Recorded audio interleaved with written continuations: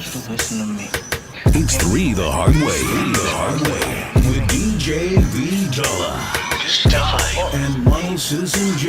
It's RTJ the Podcast.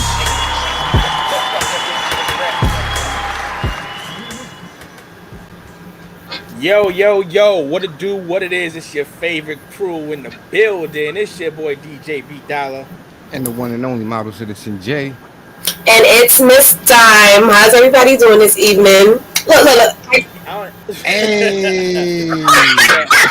I don't even know if it's my headphones turned all the way up or you got your mic on stadium volume or something. You just blew my it's loud? Nah, you got the energy. You just came with the energy right now. That's all. Look at the glow. Yo, y'all already know what it is, though. RTJ the Podcast back in your area. Another Thursday is upon us. Thank you for everybody that's going to be tapped in just a second. We miss y'all just like we do every other week, man. It be taking forever for the Thursday to swing back around, but nonetheless, we here. We in the building. How's everybody week been going so far?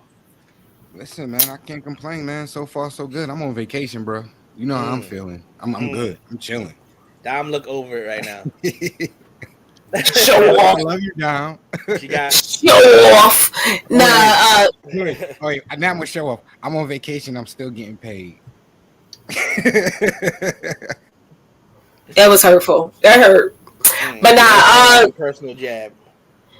It's going. It's going. Hey, Rebecca in the building.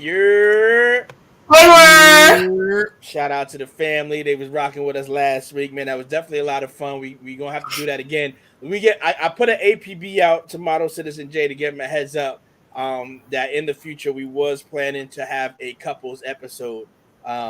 So him and his lady, they better study up because they gonna be on the clock. They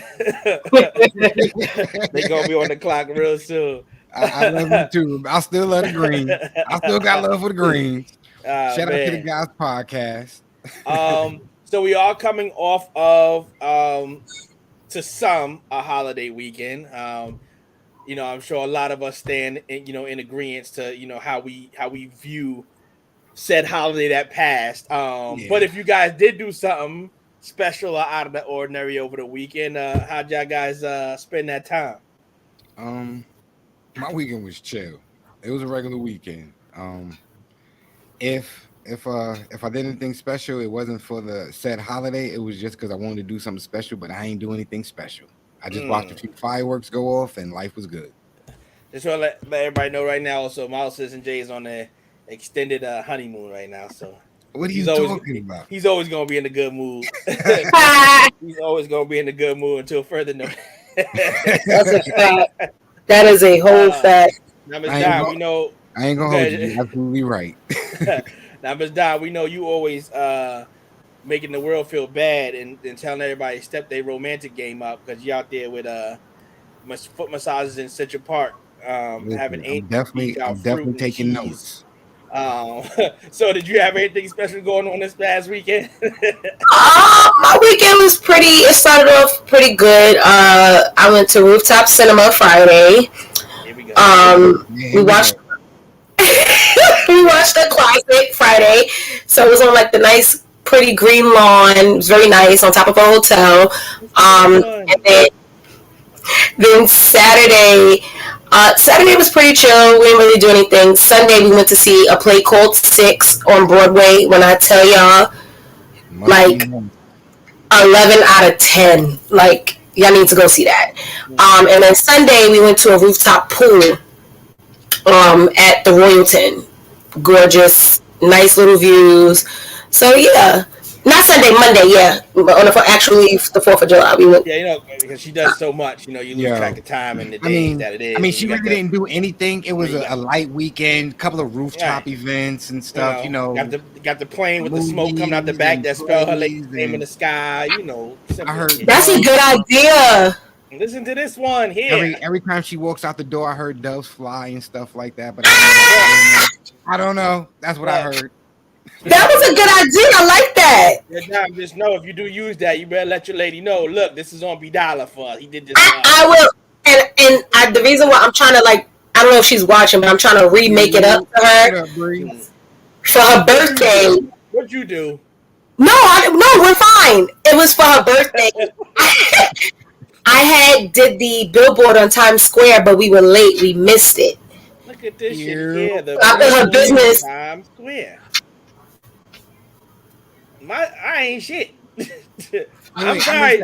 I'm sorry, T. You married the wrong one. I'm sorry. Wait, run that back. I missed it because I was shouting out Bree and I was shouting out T. So what I missed? All I heard was Times Square. She said she had her lady's name glistening on the Eiffel Tower in Paris with the lights blinging with it in the background. I believe it. And I did not say that. I ain't shit. I'm about to get divorced just because of this shit here. I did not say that. But yeah, I put her business because she said she didn't want anything for that birthday. So everything I tried to do that year was that birthday was towards her business. That year. Because that was only our second year together. We're about to make 2 years in September. Oh snap! So this was her second. September what? My birthday. September. Let's see. Make sure it don't fall on Thursday because you know what happens when you come up missing. Yeah. No, I will be on vacation. Just so. Okay. What part of the world you gonna be in? We got to get you on Wi-Fi. It's a surprise. It's a surprise. Well, we gonna can't get ruin you. it. Can't ruin the surprise. Look Look what you did. A hot spot. Look what you did. Look what you did. Look what you did. Look at what. Not damn. T, listen. Look, I'm gonna send him all the game. I'm gonna send all the juice. That's some bullshit. All the tickets, all the coupons. Listen. Now she's just gonna be like, you just doing it. It ain't even sincere. Now, time out. I got a flag on the play. You better put that in the group chat, Dom. Don't leave me out there. Don't have me out there looking lonely, looking crazy. A lot of the stuff is in New York. I'm gonna just put y'all on game. I'm gonna text y'all. I'm gonna put y'all on game though. But a lot of the stuff we do is in New York, so I don't know what y'all got out there. I don't know if she's shouting out how long it's been, or she's talking about in 14 years he still ain't got it right. It's crazy. Oh shit! That's crazy. Damn. All right, people, moving right along. And then look, because then I was about to say, Jay, you shouldn't say that out loud, because see, I might have an excuse because we invested time. You knew, so you better act like you know what's going on. But it's also the beginning. In the beginning, you trying to just make each other smile, make each other happy. So that could be the reason. I'm sure you have to do all that in the beginning. This is some really good hydrating water right now. I just want to let y'all know that. This water is so hydrating. And this is a very good mango margarita. You better start rubbing them feet. Yeah, so BDOLLA, how was your week? Yep, play. Well, y'all know we out here, trying to provide for the youth and do what we do. Niggas still ain't, no official job, so I ain't doing shit. Y'all stressed out in these streets, doing things that weren't going on. I'm just in the crib. Come on, see. Look what you started talking about rubbing feet, and now I'm getting yelled at talking about rub them feet. Yeah. Oh yeah. Wait, my bad. I forgot where you at. Oh, my bad. Look, I didn't mean to put it out there. I'm sorry. You did it. I'm rubbing feet. I'm That's all. I'm sorry. It's all right. Look, I'm just helping you out. I am just helping you out. I respect that. But nonetheless, man, the week's been moving and grooving. Excited that we got the tournament coming at the end of the month, so we'll be back with the team this weekend.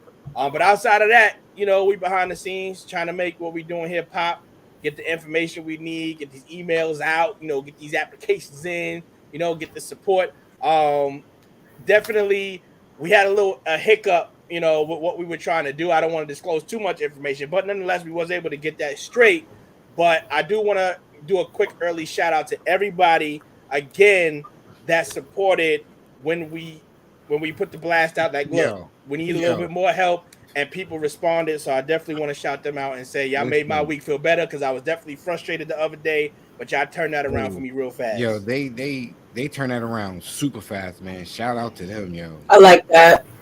Yo, Dom, I don't know if you got a volume control on your mic, try to turn that a little bit, because they saying you coming through a little bit loud. It's definitely not me. I thought I was bugging. I don't know. We can test. Y'all can hear me?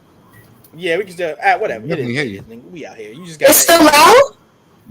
They saying it's popping a little bit. I don't know. You got the Ultra Boom mic on today. I don't know. Okay. I don't have nothing on today. I'm just using my regular computer. I don't even got the mic on. That's just the energy you bring. Down came with the energy. That's all. That's it. Your That's all frequency is turned up today. That's everybody it. turn your volume down just a little bit. That's what you gotta do. That's it. Word. That's it. Got that. Yo, but I wanna yo, you know what? I agree. Shrunk out the camera. Yo, Bree, me and you on the same page, but I heard you do feet. eyelashes though, Bree. I heard you got the lashes of pain, kid. And lip glosses. And the glosses. Yo, Bree, you got to come on now. We have Fatima up. Yeah. It's your turn now. You on the clock. We don't want to hear no excuses now. Tag you in. Let me put this disclaimer out right now. Miss Dom. So you messaged me the other day, and you made it known that the people, the Journey fam, has requested that we turn up the heat a little bit. Yep. Right? So, we're out here in the South now. So in our places of residence, we got central air. So, it's always a little cooler on this side than it is New York. True indeed. But as per request of you want that heat turned up. So I'm going to let you know now that when you are on the hot seat today, I'm coming like that ass on fire. That's cool with me. I mean, Just I was sweating 2 weeks in a row. I'm going to let you know right now. I don't get how. I'm never missing another episode again, y'all, because I'm not doing back-to-back. This ain't Drake around here.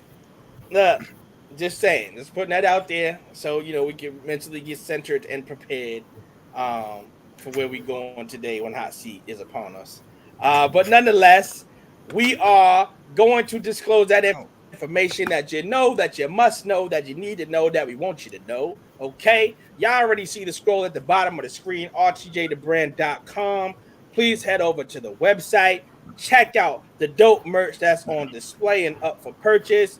Also, right behind that, you see Respect the Journey, Inc., the fundraiser. We are still raising cash. Once again, our nonprofit organization, Respect the Journey, Inc., where myself and Model Citizen Jay is out there providing a lesson of life for the youth, to get them better prepared as they are heading on to middle school, high school, taking them through basketball and showing how things correlate between that and just kind of set them up for success. We're out here putting the work in, but as always, like we stated just a second ago, we need your help. Model Citizen Jay, what do you like to say? What's the key thing you always like to say to the people? What we need from them? Listen, it takes the support and the support of the village, man, to help raise these kids, man. One hand wash the other, both wash the face. So listen, help us, help the youth, and we gonna be good, man. A quick shout out real fast, like BDOLLA said, man. We had a little hiccup, a little situation that we had to correct real fast. We was both under pressure. I had to go to real Zen-like mode real fast. I was like, all right, I'm gonna jump into the Zen pool. We came up with a plan of action. We reached out and we was like, yo, people, we need some help.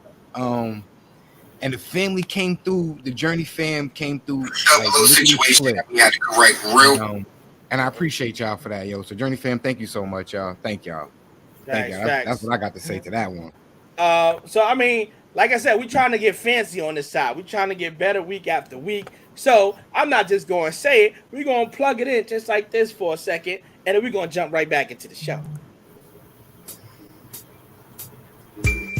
Yo, what up? It's your boy DJ BDOLLA. You already know what it is. 1/3 of Free the Hard Way. Shout out to the bro, Model Citizen J, and my sis, Miss Dom. We in the building. I just want to take a moment, talk to y'all, let y'all know what y'all can do before the show, during the show, after the show. Head on over to RTJthebrand.com. Check out all the information that we got going on with RTJ the Brand. Learn a little bit about us, what we do, what got us moving and grooving in these streets. Click the different tabs, browse the site. Check out some of the merch that's up for purchase. Check out the non-profit organization that we got going on in these streets, Respect the Journey, Inc. Shout out to Team Journey. Find out what gets us out of bed every day, what got us out here in the streets, and we just out here trying to make a difference, y'all. So take a moment, browse the site, get some information, shout us a holla, let us know about something you're interested in, check out the videos, the photos, be a part of the journey, you heard? We family, and we only going to do this together as family. So like we say, it's never about the destination, it's always about the journey. And make sure y'all donate to the cause, you heard? Holla at your boy.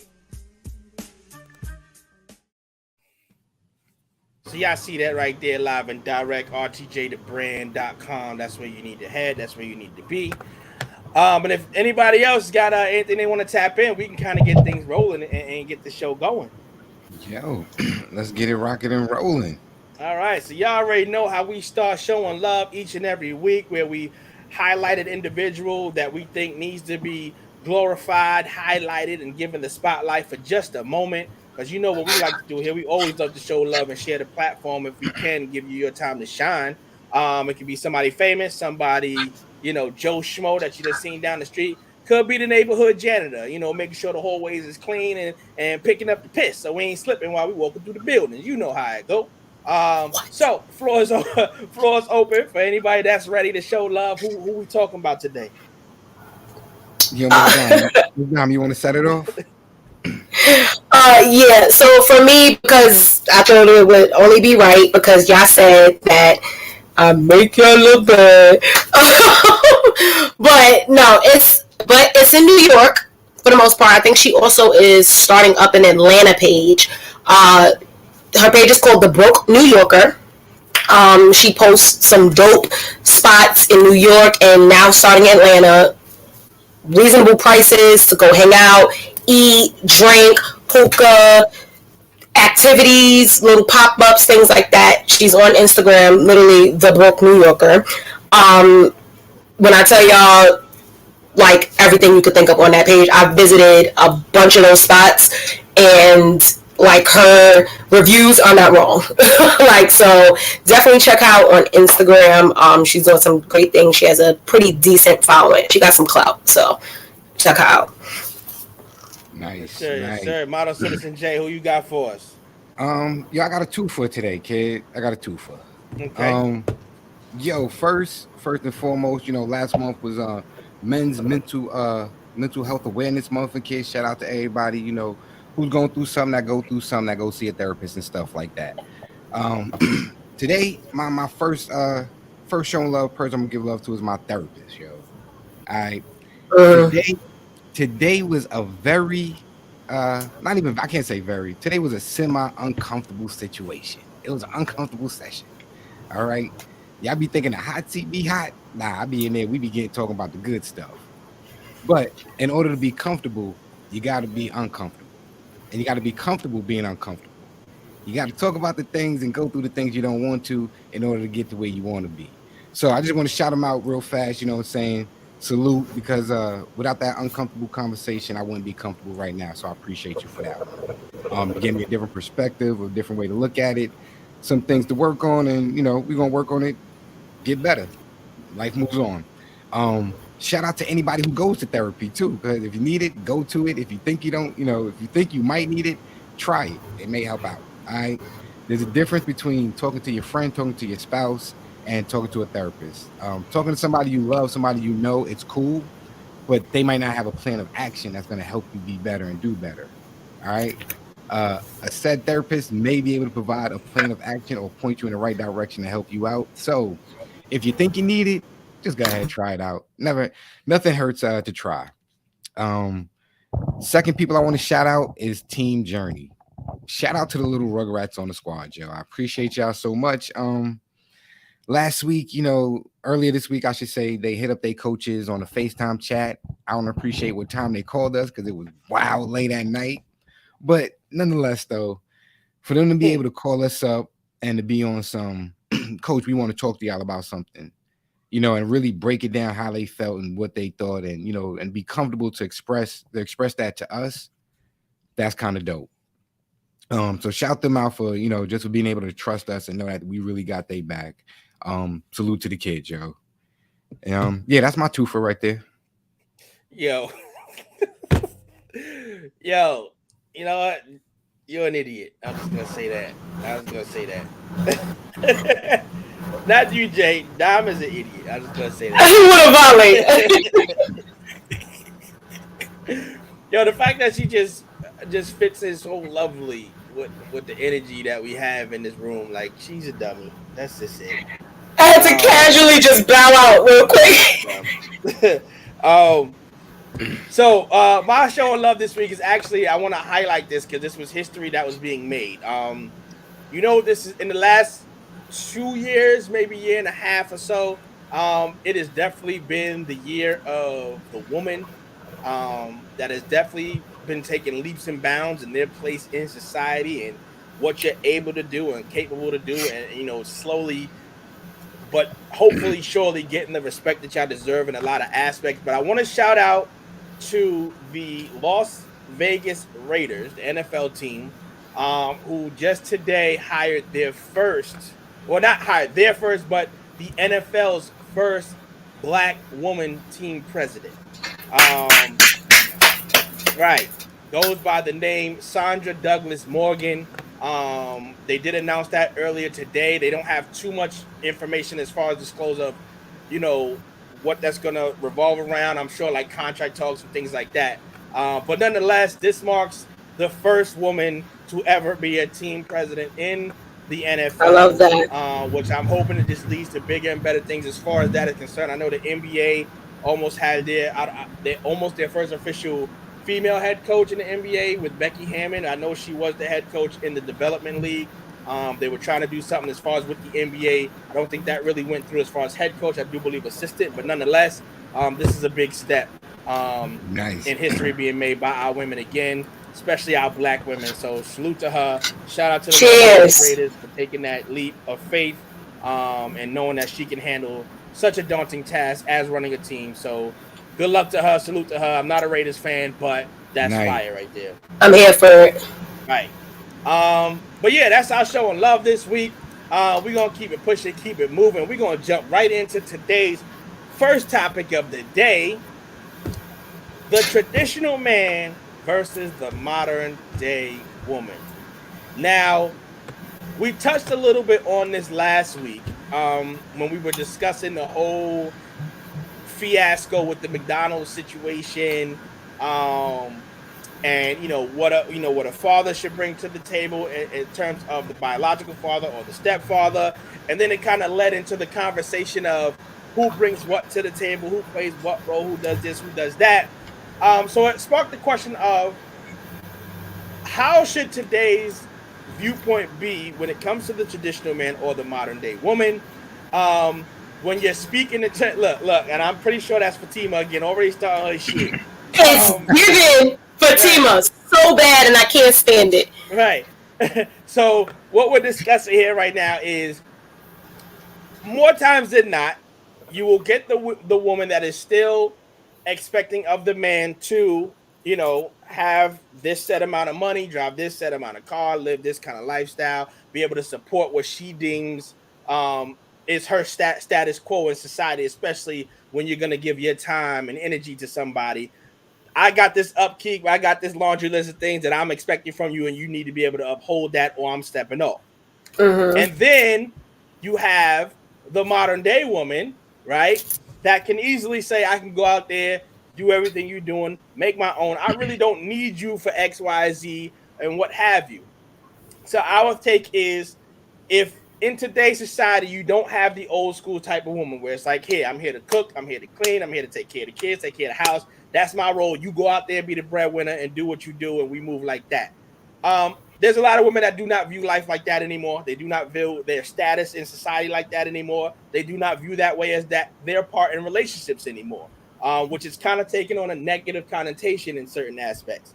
So my question would be is, how is today's woman expecting the men of today to still have those values of the traditional man of being the breadwinner, having this, having that, but the women of today, because they're so, I can do me by myself and I don't really need you, be expected for the man to want to hold it down like that when the woman views them as less than at this point, because they can do so much more than what was either allowed to do back in the day or what was expected of them to do back in the day. So the balance isn't even anymore, so to speak. So how do we view that they can expect the traditional man, but feel today as the woman that I am today, I'm not going to be that woman that traditionally is expected for the woman to be in a relationship?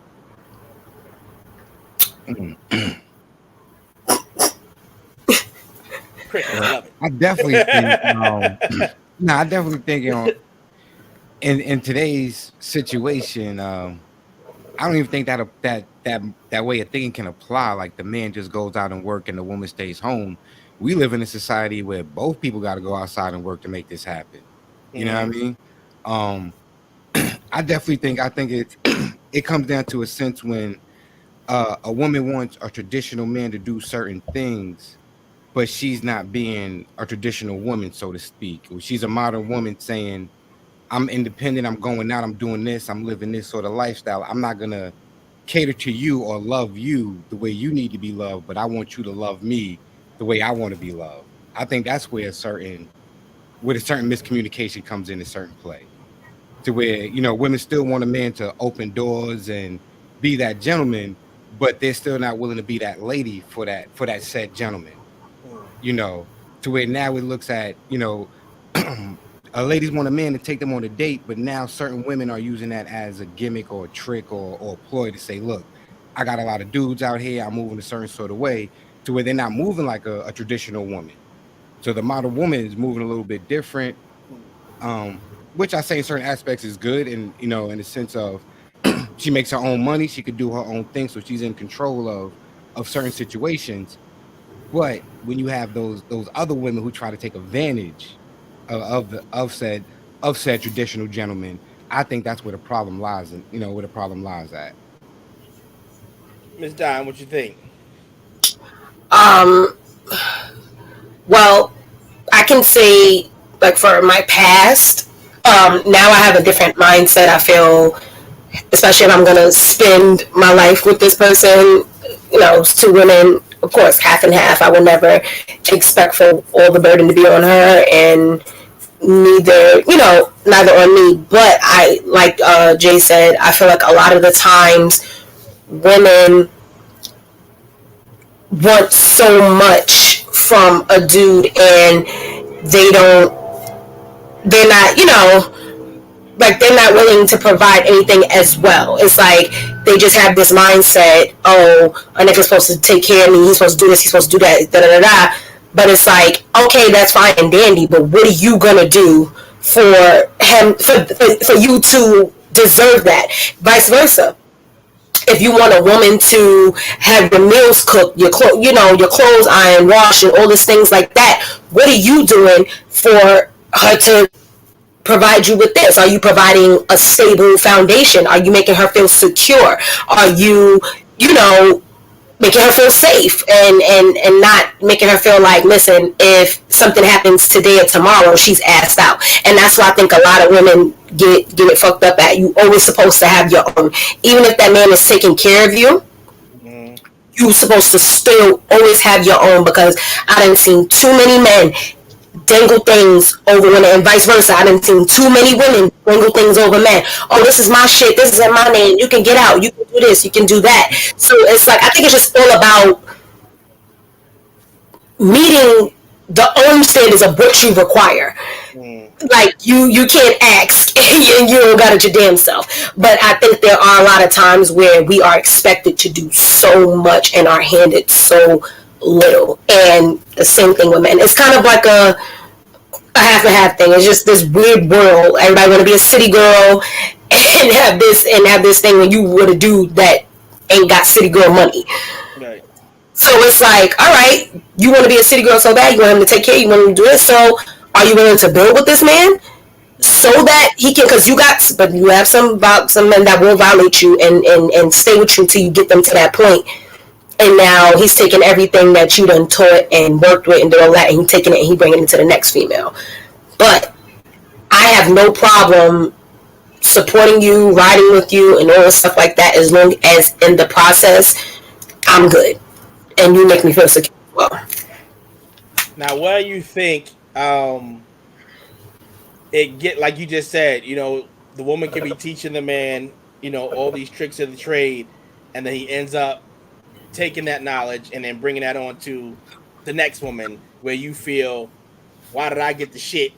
And she's surprised at the end of the day. Do you believe, though, that in retrospect that happens because what the woman actually thought she was doing, she really wasn't? And it was in him all along, is what you're saying? Not like she may feel like, hey, I was feeding. This is how you move. This is how you do this. This is how you do that. And feeling like, hey, I was giving him my all. I was giving him everything to set him up for success, but he still ended up leaving me.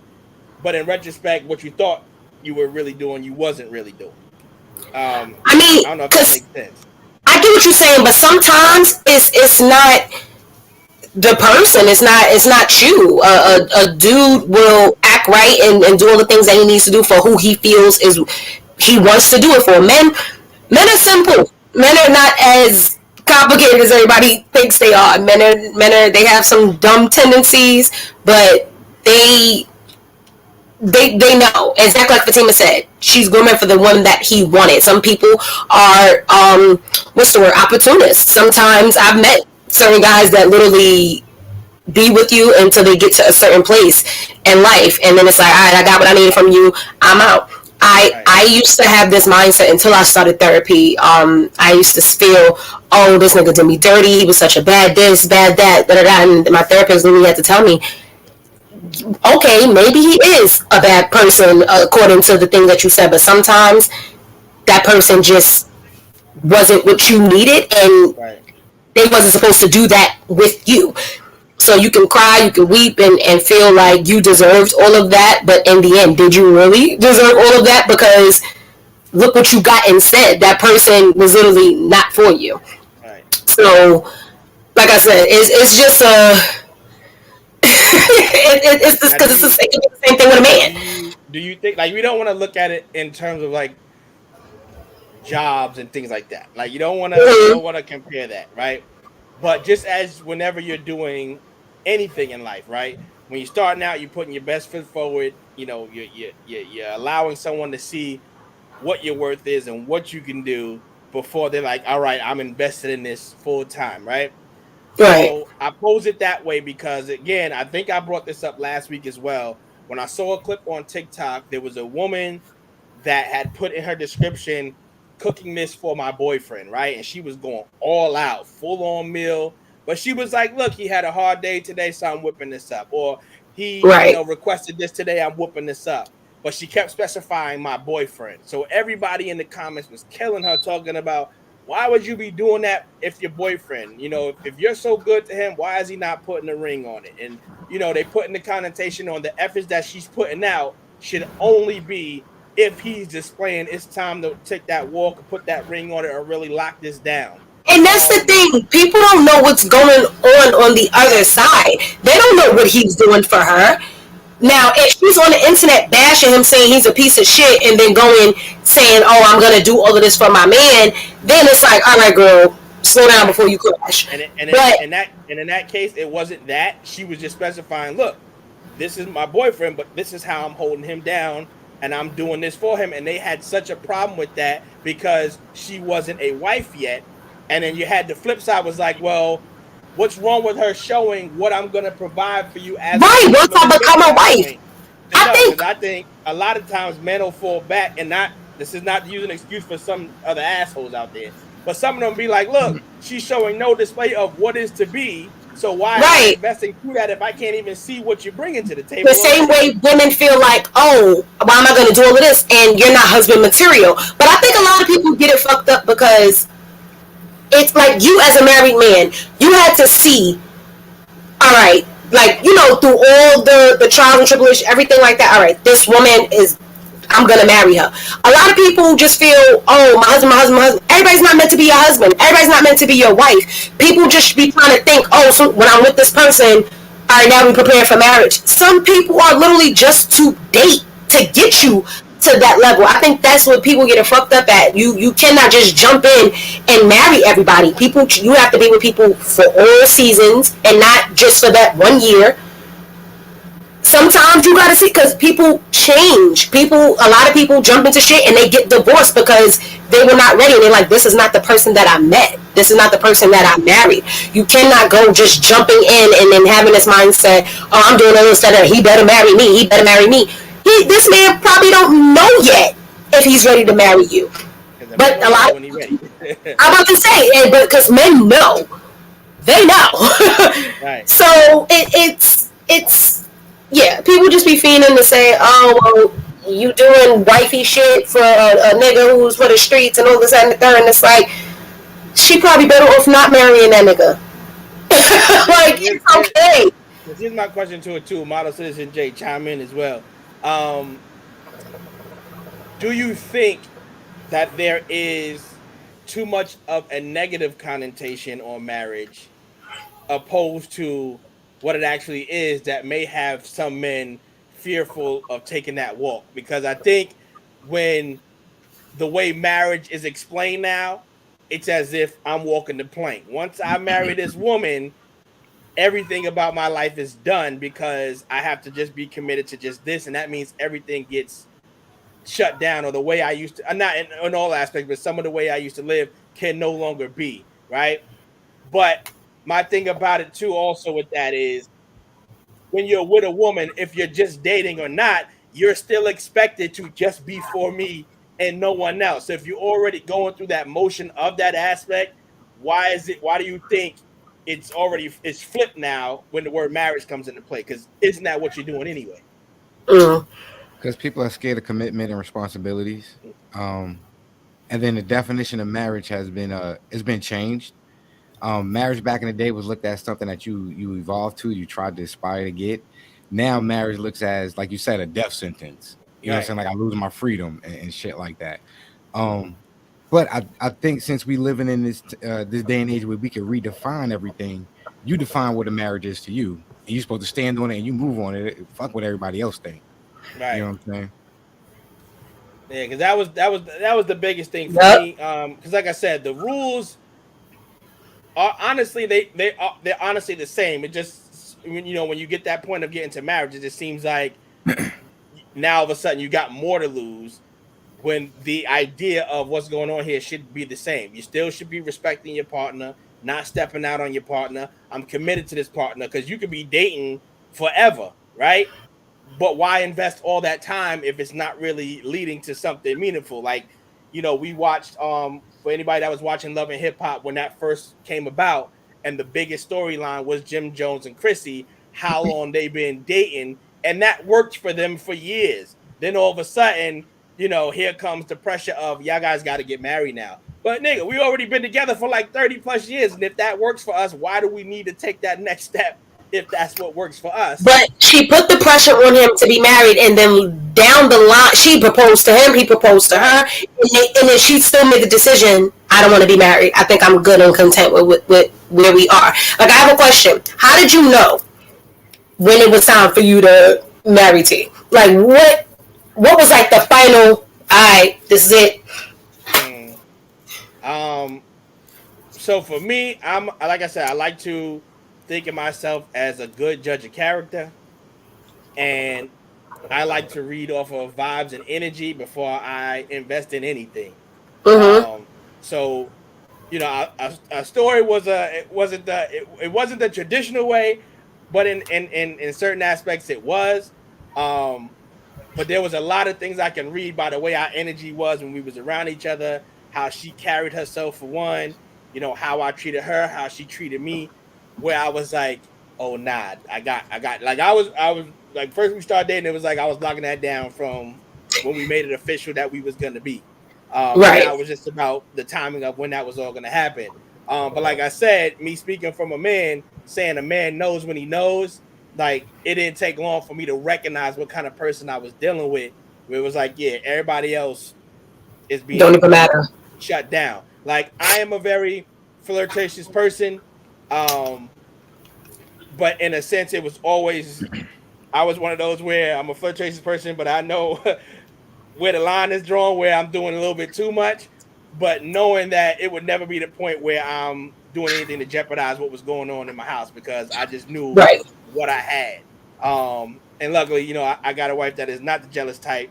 She's very secure in where we are, and knowing her husband very well to know what's not going to happen. So, but yeah, you gotta be ready to invest in more than just physical with them. You got to be spiritual level, like, all that matters to have everything aligned to take that step. And that's why I think a lot of these marriages don't last, or people end up being in relationships longer than they need to be, because y'all are not really aligning everything that needs to be in place for this to work. Like it's never going to be perfect. It's never going to be the fairy book, the storybook tale. Yeah. There are things that you should not ignore before you recognize if you need to invest time or not. Listen, a lot of people are not having those uncomfortable conversations so they can be comfortable. Right. You know, you got to sit down. You got to sit down and ask questions and make sure the person that you're aligning with is who you truly want to be with. Right. Unfortunately, that's why there's a lot of single parents out here, and there's a lot of co-parenting going on. Because people make rash decisions, and situations like that.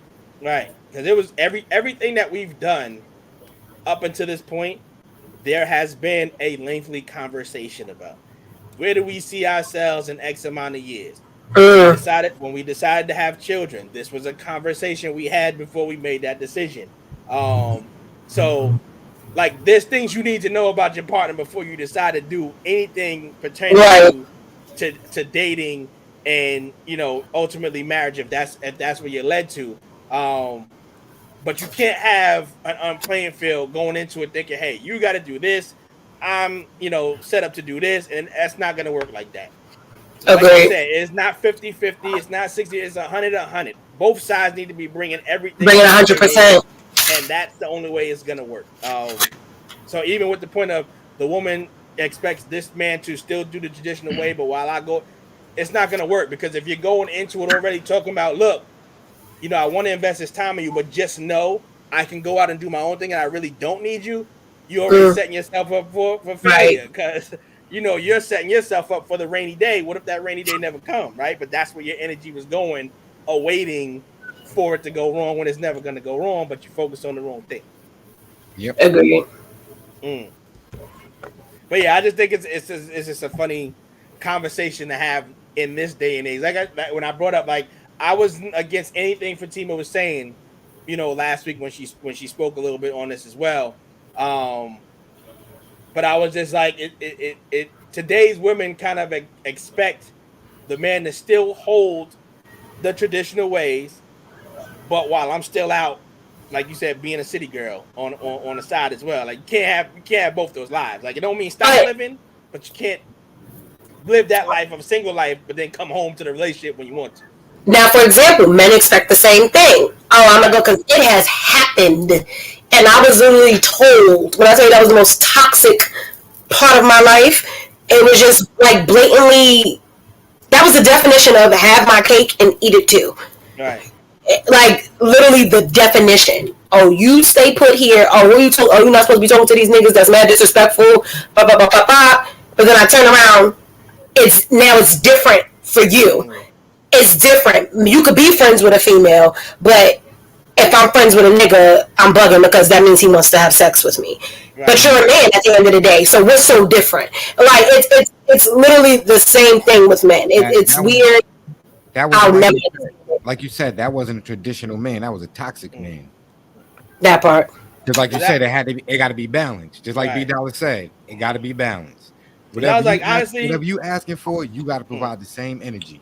Right. We honestly should throw that whole word traditional out the window, because that's just not what it is no more. You're gonna have to marriage retro remix and revamp how that's look, because that's traditional is not it anymore. It's I don't want to see marriage is just not original. Like, I'm gonna tell you right now, like I said, I'm in the kitchen getting busy cooking the dinner. I don't have no problem doing laundry, helping to clean up in the crib, and T will be the first one to grab a hammer and build some shit. I ain't a handyman. I can tell you that right now. She know how to fix some shit at the drop of a dime. And we got no problems with that. Because at least I know when y'all sleep on that bed, that shit ain't going to fall. Because I ain't do it. She did it. But, you know what I mean? You got to just find what works for you and make that the tradition in your house. Not, what society is telling you this is the way it's supposed to be. You figure out through conversation, through paying attention, what's going to work for your house. And that's how that shit is going to move forward. I want to echo what Rebecca just said. She said jealousy, this might be a little bit off. She said jealousy is so disgusting. All the way. I'm a firm believer in, how can I put it? I don't want to say healthy jealousy, but like, I get jealous like off little shit.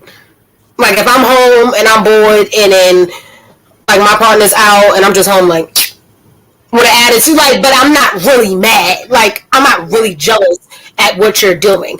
If you post a picture and niggas is under your shit, like, and whatever, like that, I'm not I'm like, damn. You know, but I'm not jealous. I'm not about to spaz on you because of what somebody else wrote. Like, you cannot control that. So it's a fine line of like jealousy and then like jealousy. Because you know what you got home, and you got people under your pictures, under your ladies' shit commenting. I'm gonna be like, oh shit, I got me a bad one. Y'all niggas should be talking that shit. Right. Like I used to get accused of what somebody like. Why? How can I control what somebody else says about me? How can I control what somebody DMs me? Am I responding? Like, I think this question is for you, Dom. How many times? I don't call at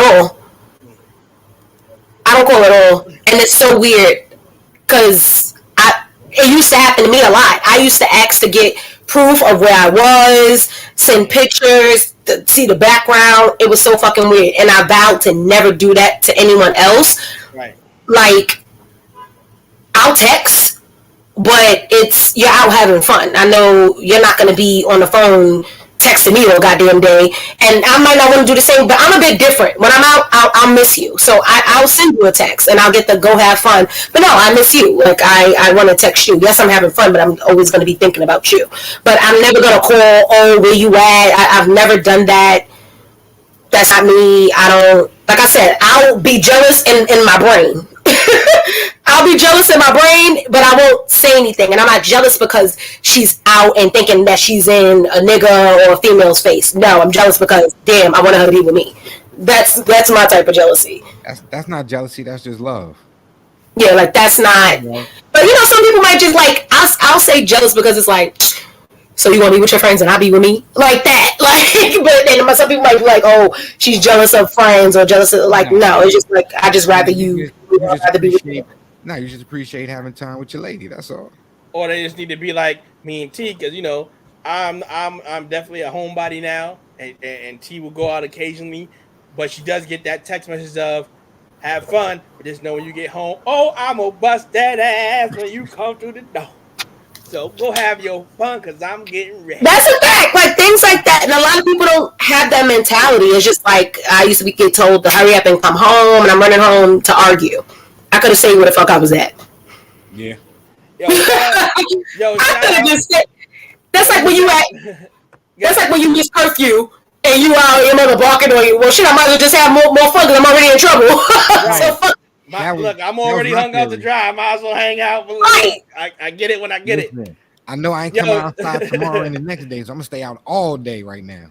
Yo, shout out right here for the clarification. We were loud and wrong. We thought that was Fatima, but I was like, but we do see her name pop up. That's actually our brother Rel right there, also a part of the Journey fam as well, and Team Journey. So that's him tapped in with the Facebook user. He just hit me and said, I don't know why my name not showing up. So yeah, I definitely thought it was Fatima. Shout out to Rel in the building. But yeah, man, I know this is again one of those conversations we can go on and on about. But nonetheless, it's a different flow right into the next segment where Miss Dom, you gonna do what you do. Let me get you proper, right? Because I wasn't all ready because we thought we wasn't gonna do it today. But it's okay. Something that you want to spark. No, we're gonna get you right. Just give me a second, and we're gonna get it geared up. And we're gonna rock out and have you blessed. If you love me, say it. If you trust me, do it. If you want me, show it. If you need me, prove it. 'Cause I told you I'm a lady, and you don't disrespect no lady. If you love me, say it. If you trust me. Obviously, we really wanted to hear it today. Right. The floor is yours. It double back. So. Y'all, I know before, I don't know if anybody remembers, we just talked about hygiene for women and things like that. We gotta stop thinking we could just go and lay with a man all willy-nilly when we're not properly groomed and washed and things like that and taken care of. But today, it's not only about the women. Fellas, men's, please. Y'all gotta give us the same courtesy. I literally just got a story from one of my friends, and I was so sad for her.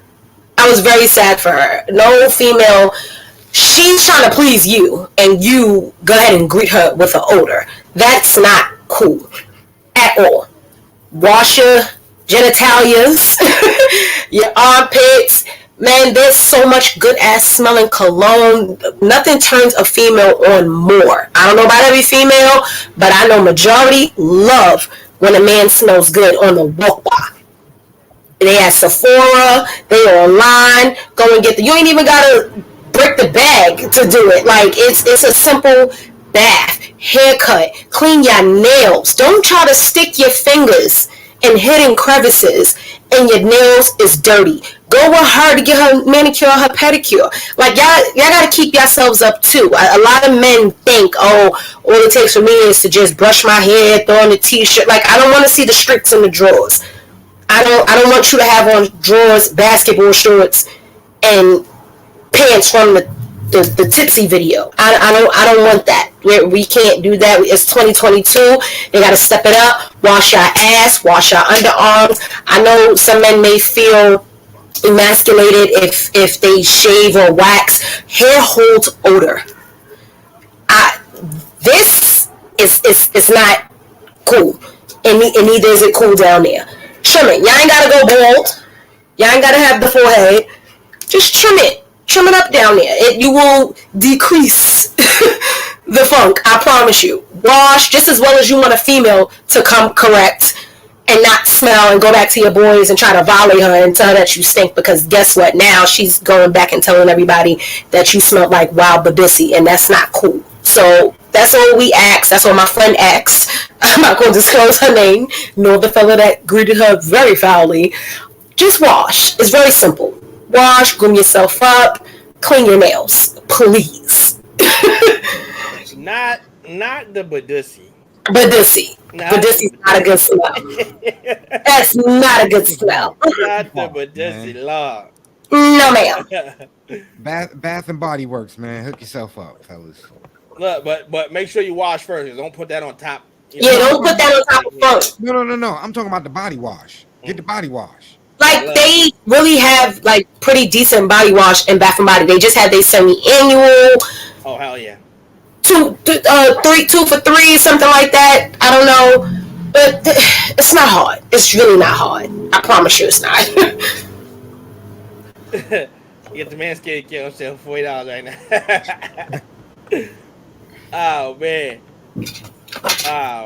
I might share a story with y'all later, but yeah, just we'll share about that later. But we're gonna go keep the party going. We're gonna switch it up a little bit today. We didn't get to do it last week. And Model Citizen J was very upset, because he was ready to go.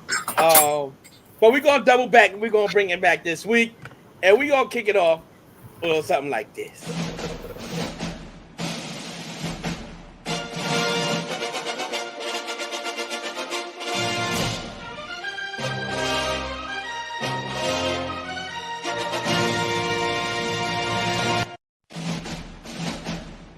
I understand why I keep giving us the double drop. It's okay. I want to double up. We're going to work that out. But nonetheless, this is one of our favorite segments now, which is called Act It Out. So basically, we put our acting chops to the test where we have a random scenario where we all divvy up 3 different characters. And we basically act out the scene that was given to us. We allow the people, our supporters in the chat room, to either vote on who had the best character. Go ahead and shout that out in the chat. If it was everybody, say everybody. But we try to have a little fun with this. A lot of times, the person that gets the last line right before we finish is always the one that steals the whole segment at the end of it. So we're going to see what happens today. So basically today's scenario, we are in a bank and we are acting out a bank robbery. We won't disclose who's who until we start. But nonetheless, we hope this puts y'all in some good spirits, give y'all a good laugh. So, Model Citizen J, Miss Dime, are you ready? Yes. All right. Yeah. So we're gonna bump it to 5 minutes on the clock because 3 just be going by so fast. Right when we really start getting into a time spot, so we're gonna test 5 and see how that works today. All right. And the clock is starting in Wait, hold on. Let's do this first. Who wants to open us up? Let me say that. I mean, Jay will have to open us up in order for me to start. Okay. So we'll go with Jay. You'll start it off. Diamond will come in, and we go from there. In 3, 2, 1. Good afternoon. Welcome to Don't Put Your Money in This Bank. How can I help you? Hi. I just wanted to. Hey, I just wanted to. Mike, you ain't taking no cigarette break, nigga. God damn. I'm sorry about that, miss. How can I help you? No, it's fine. I just wanted to know if I could withdraw. Lisa, nobody care about your baby daddy getting locked up again. We got Excuse me. Hey, can we hurry this up? I got to get to work, man. That's what I'm trying to say. Excuse me. I'm talking to the lady. I'm sorry, man. How can I help you? I just want to withdraw the $1.50 that's in my account. Cool. Matter of fact, you know what? I'm just gonna take that $1.50. Hey, anybody got 50 cents? I got $1 for. No, is it something like that? I gotta get to work, bro. Can we hurry this up? Bruh, Excuse me, you didn't have to put my account like that. Where's your manager? Miss, I'm not talking to you. Bruh. Sir, I need you to hurry this up. If you at this bank, you ain't got no job. Don't even try to come with me like that. Ma'am, here go your $1.50. We got pennies, we got That was Get in the motherfucking floor right now. You right, man. That shit. This is a bank robbery. I'm gonna need you to get your fine ass on the floor, and you back there, easy ass looking nigga. I'm gonna need you to put all the money in the bag and hurry it up, nigga, because I got to get out here. I gotta pick my kids up from school. Nigga, this is why I don't come to this fucking bank. Yo, nigga, hey, ain't nobody got time for your tears, miss. Just get on the floor. Nigga, I don't care what you got. What? Yo, wait. But, did Mike send you? Did my cousin Mike send you? Hey, I don't know who Mike is right now, but you see this in my hand right now? I need you to put the money in the bag. The name of the bank is broke ass.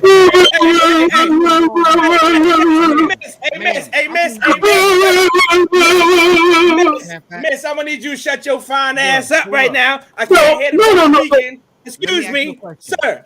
What? All right, let me ask you a question now. No, I ain't got time for the small talk. I just came to get my $1.50. I'm taking my shit back to Capital One. Listen, I need to know one thing. Yo, what up? If I give you some of this bread, can I link up with you later so we can split this? Because I know. Nigga, no! Now we can talk about it. Yo, if you ain't, this bank a little run down. If you ain't got it, I take EBT.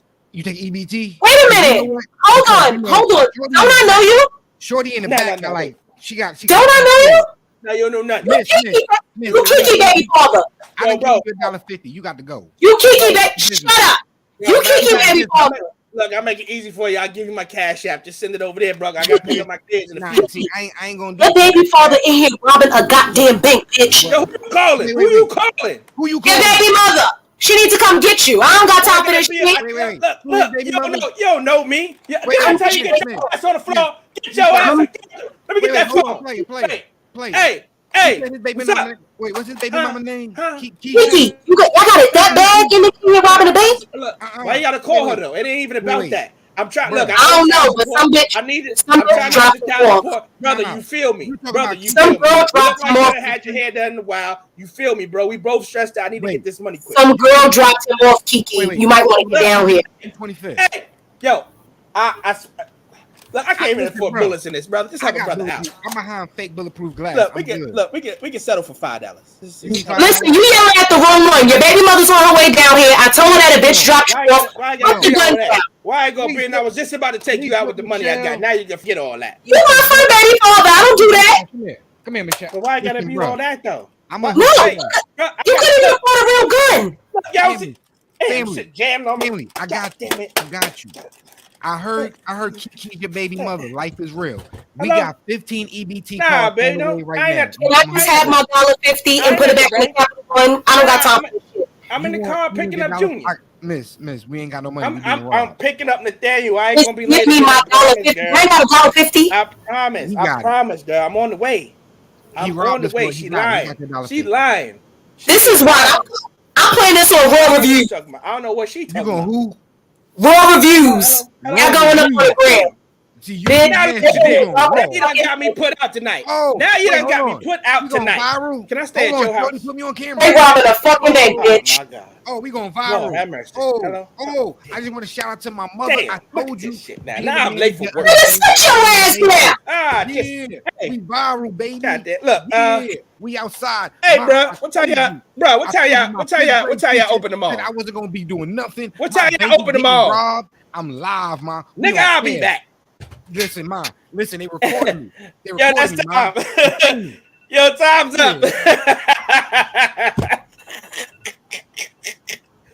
God damn, it's hard to get help out here these days. Yeah. Yo, I quit. Out here lying on me. I ain't at the bank. Oh man. Oh man, so that was this week acting out. As you can see, whoever you felt had the best character there, put it in the chat. Let us know if it was everybody. Just put everybody, man. You guys, Yeah. y'all silly. Y'all like I broke can't ass. mess with y'all. Don't We put got your money in things on the broke ass road. nigga bank, y'all. Yo, goddamn crazy. Just send it to the Cash App. It's all good, man. I got to get out of here. Dime on the floor waiting for the robbery to happen and smoke a hookah in the back. That's crazy. Got that right. Oh man. Gun smoke is just hookah. Yo, so honestly, we throwing right the way the show is supposed to go because I'm glad Miss Dime pulled out the hookah and she trying to relax her mind. Cause right about now, Hot air. So hot air. So hot air. Why is it so hot in here? Hot air. so Miss oh look, all off the screen. Don't run. Don't run. Model Citizen J. You remember last week when she was saying, Yo. you know, you were stalling and whatnot. Yep. So I got you back, bro. Yo, I got you back. Listen, I'm gonna make it so ill. Watch. I'm out. Oh shit. Oh yeah. We did this. I think you did this to him last week where you took the floor. Or maybe I did it. Whatever the case is. But Yeah, it might have been you. Because I didn't do that. No, I did Nah, it. don't run. I Don't took run. you off. I took you off last time because I made it. You know, it was. You know. Oh, you didn't okay, have that no was you. question. Okay. So honestly, I got PTSD. I'm still trying to recover. You know, as y'all seen, I made my video. Yes, You seen you the did. video? I did did. make my video. I did. So yeah, I'm just gonna go back and recover because that was one of the uncomfortable moments in therapy today. I had to talk about losing on hot seat. Yo, Miss Dime, you just let me know as you sip your drink. Are you ready? I think so. Okay. So we're gonna start you off a little bit light, but we're gonna spark that match right about now. Thank God. Question He really number left. one. He Question really left. number one. Question number one. Mhm. What is your favorite sexual position with your lady? Ooh. Hope she don't kill me. Ooh. Let's not be a little dodgy. I Wait, hold up. like when. Look at her turning red. Alright, so like if this is me, Red. Miss Green turning red. if this is me, I like when she's like on top. And then Little Wi-Fi acting a little dodgy. You might have to do that again. I like when she's like this, semi on top. Ooh, okay. You see where we going? Model Citizen J. See where you going? I My appreciate edges is frizzing up. Yeah. Question number 2. He keep leaving. What is the one thing your lady does sexually that will instantly turn you on? Exists. You're gonna need a little more spice. That sounds a little dodgy. No, I'm serious. She like exudes sex appeal. I'm like Okay, super wait a minute. attracted to her. Okay, wait a minute. I'm just saying, like she just on the wake up, on the sleep, she's just super attractive. Look, you got support. You got support here. No, because I just look at her all the time and I'm just like, she's just super attractive. Look, now there was one time you said the morning time wasn't your cup of tea, so that means No, in the morning, not to like I'm just the going by what morning you said. stuff, But that's not going to stop me from being attracted to her. I'll be turned on. I'll just go brush my teeth first. Oh, okay. I mean, sometimes you just got to get in, you know? y'all full-blown relationship. You got to take all of me, even that. True. But she's just super attractive all around. Like, I'm always turned on by her. Okay, wifey, attractive and whatnot out here, which leads us into question number 3. Okay, now we're going to turn up the heat a little bit more. Y'all going to give me first out. If you had to choose a male to think about while you let one off, who would it be and why? Method Man. That man is just that seemed like a little too easy then. Johnny Blue. Because I always post him. Y'all don't see me? I'm like super attracted to that man. He's fine as hell. I do see a lot of posts about him from you. Okay. Okay, so she going with Method Man. Okay. Question number 4.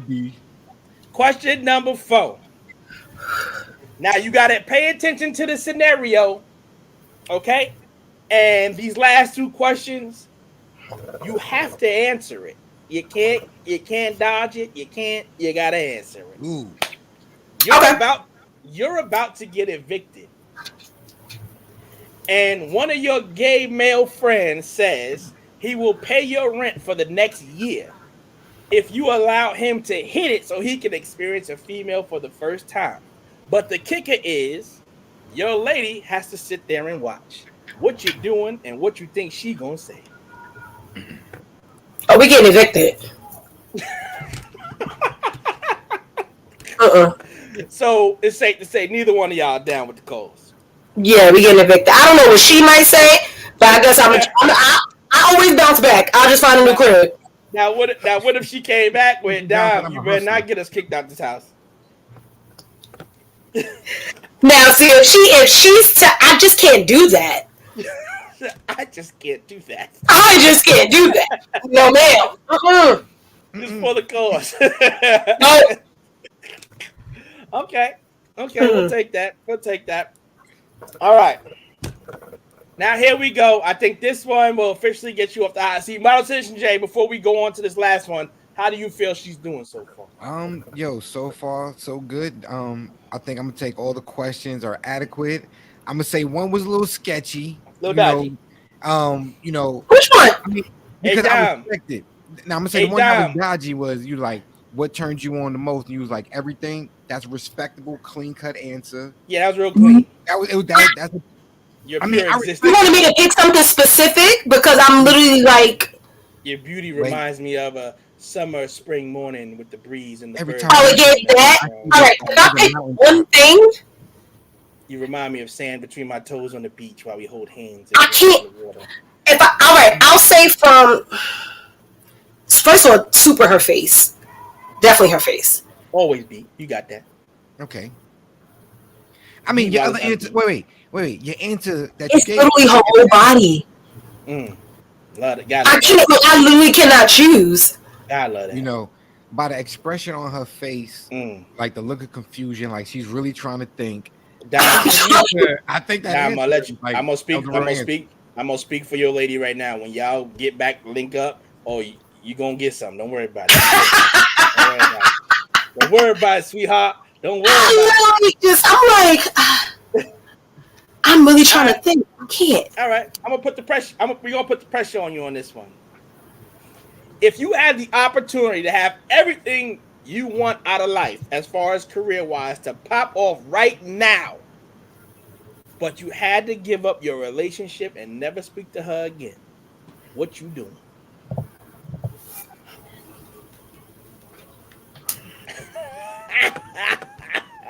Yes, I did.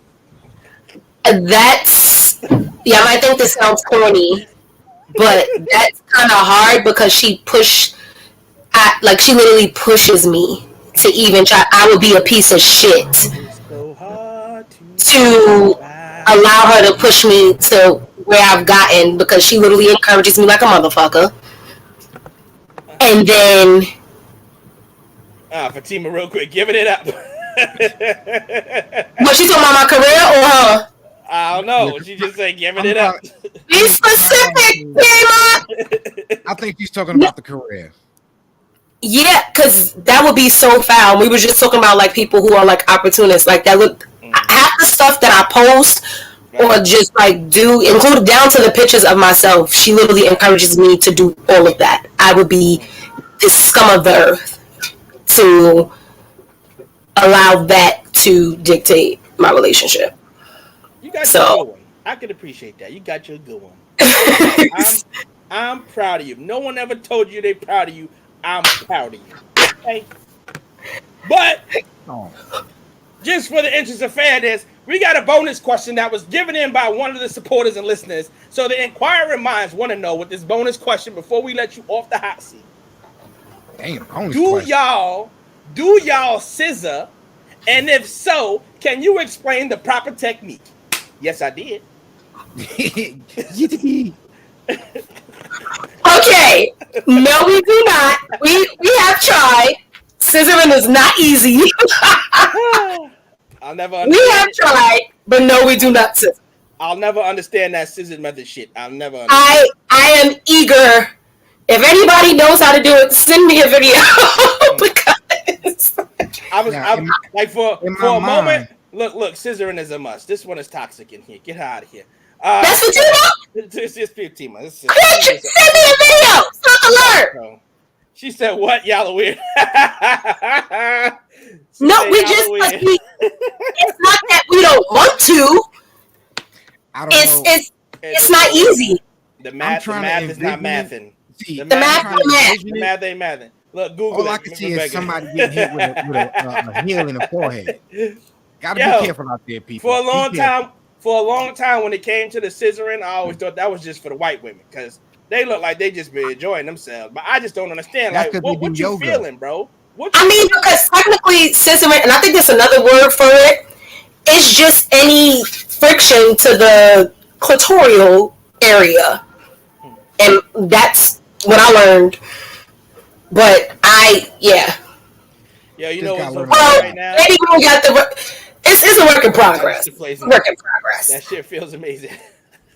Fatima, please do come back on live with us and explain this. Log her out, please. Yo, you know what's so funny? As we're talking about this shit right now, my headphone went dead, so I hit the button to turn it back on, and the first thing that came on was gospel music in my ear, which the Lord tried to tell me cut it out. The Lord just told me cut the shit. God said. He's always right on time. God said. Oh, man. Miles says, Jay, so what do you think? Do you think Miss Dime survived hot seat this week? And Miss Dime, what did you honestly feel about the questions this week? Those are really great questions. We need to keep that momentum. Okay.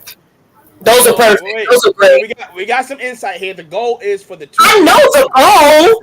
Okay. We know the goal. I ain't gonna get into that right here, right now. But we know the goal. Let's just say we get the job done. RTJ the Sinners.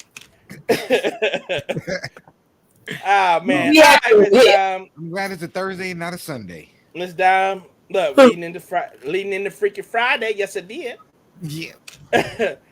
Can I send some questions? You absolutely can. We tell y'all, we employ y'all. Load it up on the RTJ the Podcast Facebook group page. Email rtjthebrand@gmail.com. I'll even volunteer myself to go next week. I'll volunteer next week. Look at that. And she says she'll go back. And she gonna double up?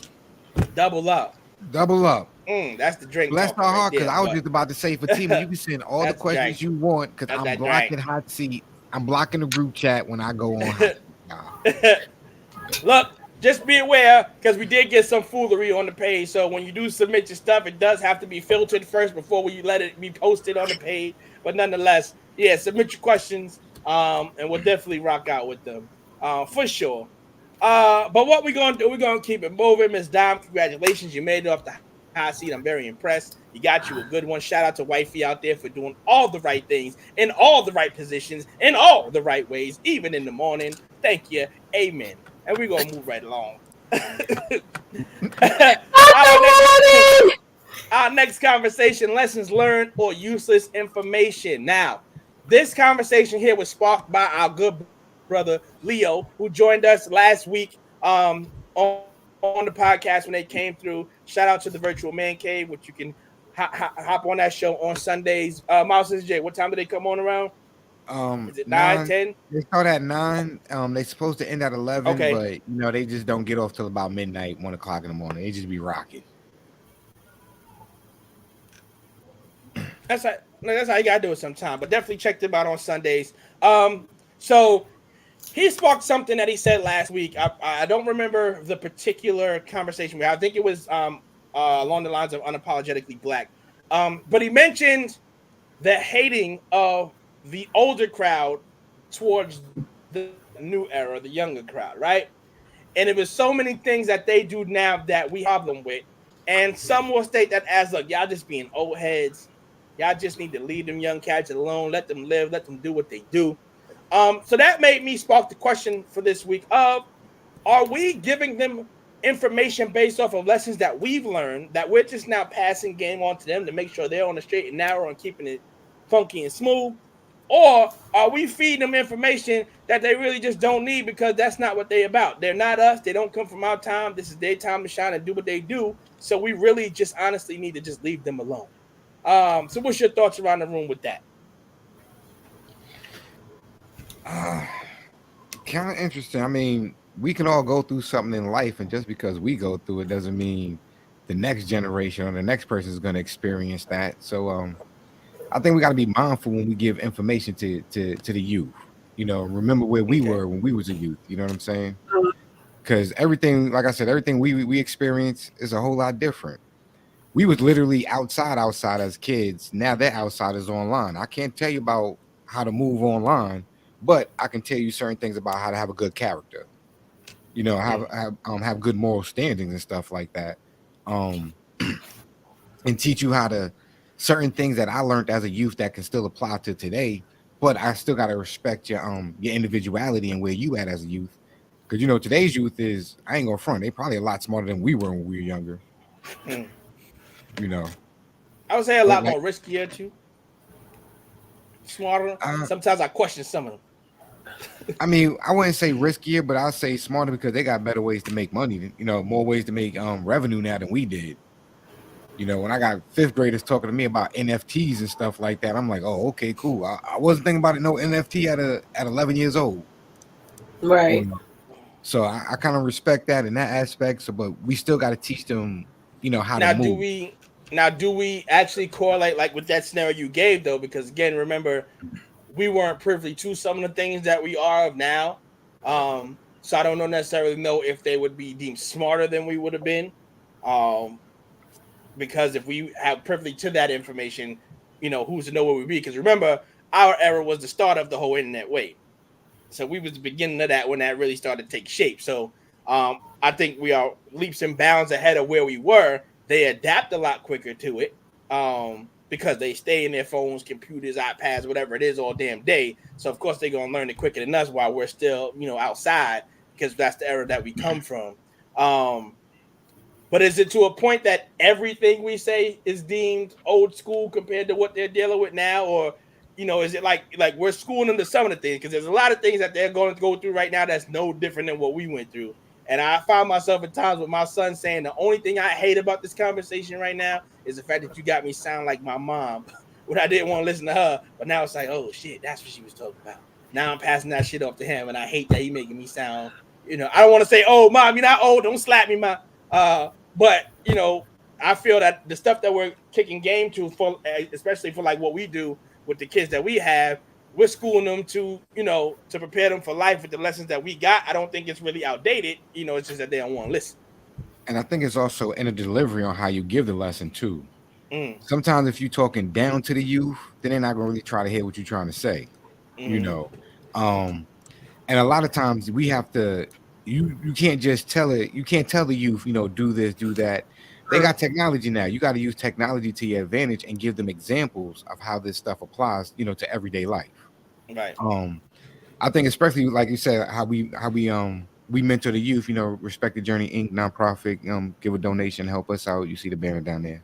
Fundraisers, we always need the funds. But in the sense of when we talk to them, I know they laugh and joke and they call us old heads and stuff like that, but they really be listening to what we have to say. Right. Because it's not what we saying, it's how we saying it. we're not saying it like old heads, even though we feel like we the old head. You know what I'm saying? Because we like, damn, our parents said the same thing. We just remixing it a different way. Right. Yep. We kind of speaking. We don't speak their language, but we communicate with them in a way that they can understand a little bit. Agreed. Because here's the crazy. Go ahead, Dan, I'm sorry. Oh no, go ahead. Sorry. No, I was just saying real quick. I was like, because for my take, just looking at, the relationship between my mom's era and me compared to our era and my son, even though we have years in between them, I think we can still align with their era a little bit better than our parents' era to ours. I think that gap was a little bit more wider than what we are. Like, we're still one foot outside with them, and then one side on the mature side to know how to play both sides of the gate. Where our era, I think there was a bigger disparity, and that's why we ain't want to hear it. We ain't trying to hear that. Where we're still a little bit more in tune with what they're going through, even though they're younger and they're doing a lot faster. We still it's not that far off. Yeah. Right. Like, I mean, you work with kids, so what's your take on that? Right. I think, well, two things real quick. First, I think, like when I was hearing it from my parents, uncles, and aunts, it was like projected wrong. It was like thrown at me as if it was like, oh, you better do it. Like it was, the delivery was poor. It was very poor. It was my way of right. Versus now, when I say it to like my dancers and stuff, like I just had 3 of them. Well, 2 just graduated high school, they're on the way to college. And I was actually just talking to them today, matter of fact, and one of them, she's going into the 12. The things I would tell them and that I'm still telling them, it's the same and similar, but my delivery, I'm down to not down to their level, but we're not that far apart in age, so it makes it also easier for them to listen. Because I know when I was hearing it from the people, I was just like, shut up, you're supposed to say that, blah blah blah. But it ended up me having to listen and end up going through those things. But when I'm telling it to the kids that I've worked with, or my dancers and things like that, they are receiving it very well, far differently than I ever did. So, but not only that, I think, especially when it comes to older women, because I know somebody my age, it'll be better to learn from like a female. I don't learn things, or I have not learned too many things from women that's not too far, too much older than me. I learned it more so from the men, because it's weird. A lot of older women find themselves trying to compete with women my age, and it's weird. It's kind of sad. It's kind of off. But and I'm like, yeah, y'all supposed to be teaching us and not competing with us. So, but like recently, my uncle just put me on the game to mad stuff that I wasn't even taught from my own parents. So yeah, it is all in delivery. And I now find myself, like I said, being an older person, trying to give them this little wisdom and things like that. So it's definitely in the delivery. That's a whole bunch. Right, and it's not like even like the other night.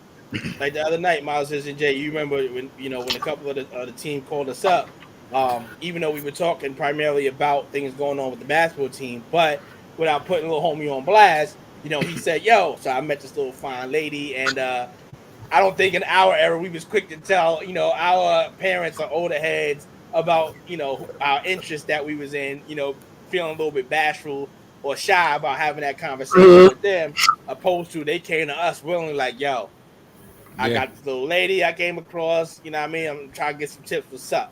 So yeah, but what you was about to say? Now, just going to totally agree with what Don was saying and stuff like that. And I was also believing, I hate saying it, like our era, I think was kind of like the best era, and I'm not being biased when I say it, because like we were the last ones to get, like you said, those old school lessons from our parents, right? But the very first ones to jump on the internet. So we get how the internet is moving. We understand it, but we still got them old school morals. We still got those old school, those lessons. And another thing, I think we didn't appreciate how the information was given to us, so we give it differently now. Right. We remember how those lessons, like You only telling me not to do something, or you only teaching me after I made the mistake, or you teaching me as if, or you talking to me as if I'm a dummy, or I'm gonna make this mistake and there's no way to avoid it. Instead of just be like, yeah, let me put you on the game real fast. You might come across this situation, so let me just enlighten you just in case it happens. There's like Don said, it's all in the way we wanted it. Right. Because I just wanted somebody to, like, I don't have a problem receiving and retaining wisdom and information. Is don't tell it to me like I'm gonna not be shit if I don't listen to this, or I'm gonna fuck up in life. Because granted, I'm supposed to fuck up in life. Everything is not supposed to be perfect. If you would have delivered it to me like, all right, listen, everything's not gonna be perfect. This is gonna happen. You have to fuck up, scrape, get bruises to get to this point, but this is how you navigate. This is what you do in an event of this, and this is how you handle a situation like that. But your situation might not be like mine, and I think that's where a lot of them went wrong, because we are not the same. Yes, we were the same age once, but we are not the same people. For example, this might be kind of like off, but like when some people feel if they daddy wasn't around, that's an excuse for them to act a certain way. Oh, because I didn't have a dad, I'm looking for the love. And it happens. Granted, it happens. I'm looking for love within a man. Oh, I was raped, so now I'm just sexually, fluid and things like that. But you are also smart enough to learn. You are also smart enough to... You're old enough to stop it and to be that change. I've seen a lot of bullshit, and don't get me wrong, it was stuff that I said I will never let happen to me, that I'd let happen to me. But it was still happening to the people, who I've seen it happen to, that were supposed to be a role model for me, but I learned to really not be that. Like, all right, I already sat in it, I'm not going to do that.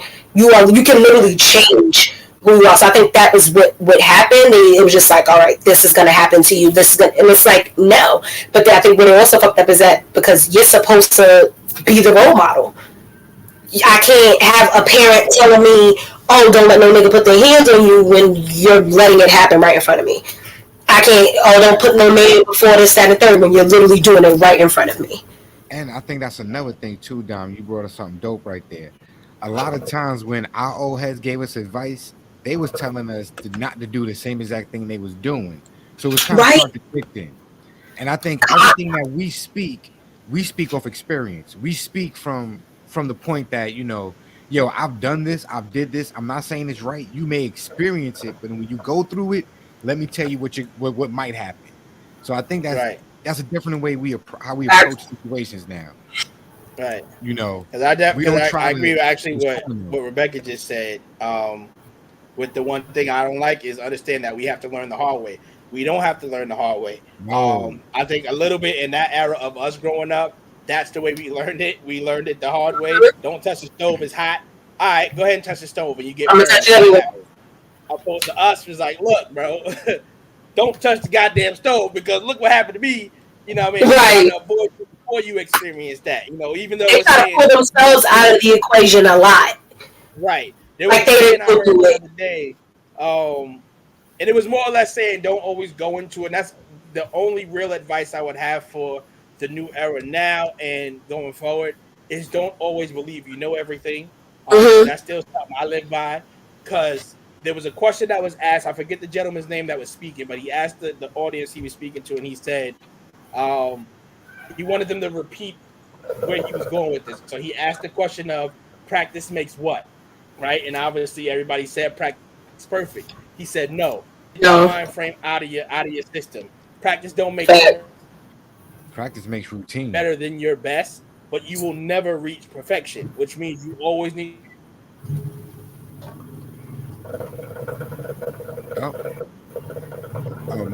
I guess it's his turn this week. Get better. So that's the one thing I would think about this era. Here you go, acting silly. Are we? Yep. It's on you this week. It's your turn this week. Can we keep this comment up from Rebecca? But look, which one? This one? Yes, keep that up because I want to address that. Okay. Yeah, go ahead. Oh, so as everybody can see, she said one thing I don't like is the understanding that we have to learn the hard way. No, we don't, and we shouldn't have to. I saw a video of they like created something for like girls to wash their hair. Now, women, y'all know we hated the hot comb phase and all of this other shit. Twice the night before Easter Sunday. Not a neck was not greased, like shit like that. And it was like the most easiest solution for the little girl to be on the sink while getting her hair washed, and the hair wasn't in her face. She didn't have to go through the screaming and the crying and all of that. And it was literally so easy. So you had so many parents like, oh my god, I gotta get this for my daughter. This is so fun, like, you know, because what they did with being they daughter being tenderheaded, things like that. And it was a few women on there. Oh no, my daughter's not getting that. She going to bend her head in the sink, calm. She just going to have to cry. She going to have to learn the way I did. Why does she have to, like, why? Why do you want to make her suffer because that's what you had to go through? I thought the whole point of having a kid, not of having a kid, but when you have a kid, one of the things is to teach them and embrace them in a way and show them things that you didn't receive growing up. They're never supposed to suffer what you went through. They're never supposed to make the same mistakes that you did. I literally thought that was the whole reason. Just like when Candy from Real Housewives was saying to Marlo was like, you know, I worry that, she said, Candy, because you know you're richer than all of us. Do you ever feel guilty from spoiling your kids? And she was like, no, I didn't have that growing up. So I want them to have it because I have the means to do it now.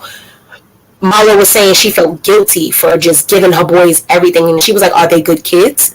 Are they into any trouble? She was like, they're perfect. They're this, they're that. She was like, so why do they have to suffer because you did? I will never understand the parents of having, you know, that mentality. It's like, if the kid is not bad, the kid is not doing now, of course, if the kid is terrible, they're going to face the consequences and the repercussions.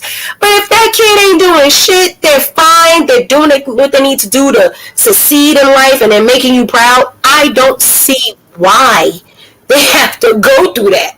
That shit boggles me. Yeah, that's definitely weird energy. Your kids are not supposed to suffer the same way you suffered. Because that means if they are, you doing something wrong because your kids are supposed to be better than you. Yeah, I'm not saying hand it to them.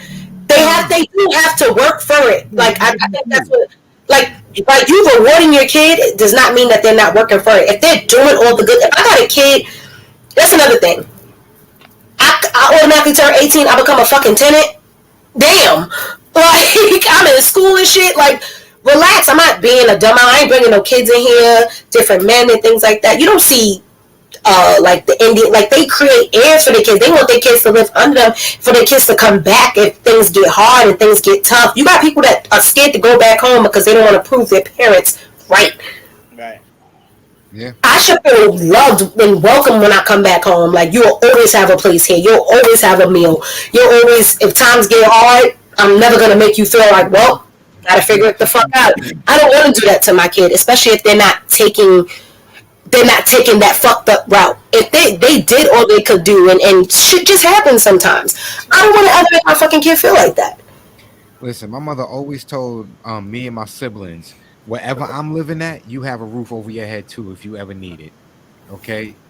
Wherever mom's is at, you good at. And that's how it's supposed to be as a parent. Again, yeah. You're supposed to take care, make sure your kids are safe and provided, but give them the tools so they can take care of themselves. Right. I'm gonna show my kid how to grind and work, how to respect the value of money. Money don't grow on fucking trees. You're gonna have to earn it. Don't get it confused. Oh, I got money. I got money, but I'm also not gonna let you just, I'm gonna be there if you fall, but you gonna fucking suffer. That's the key about it too, being able to set your kid up with the tools and the knowledge that they need. And that's only honestly our culture that's rushed, like, hey, 21 get out, 18 get out, this.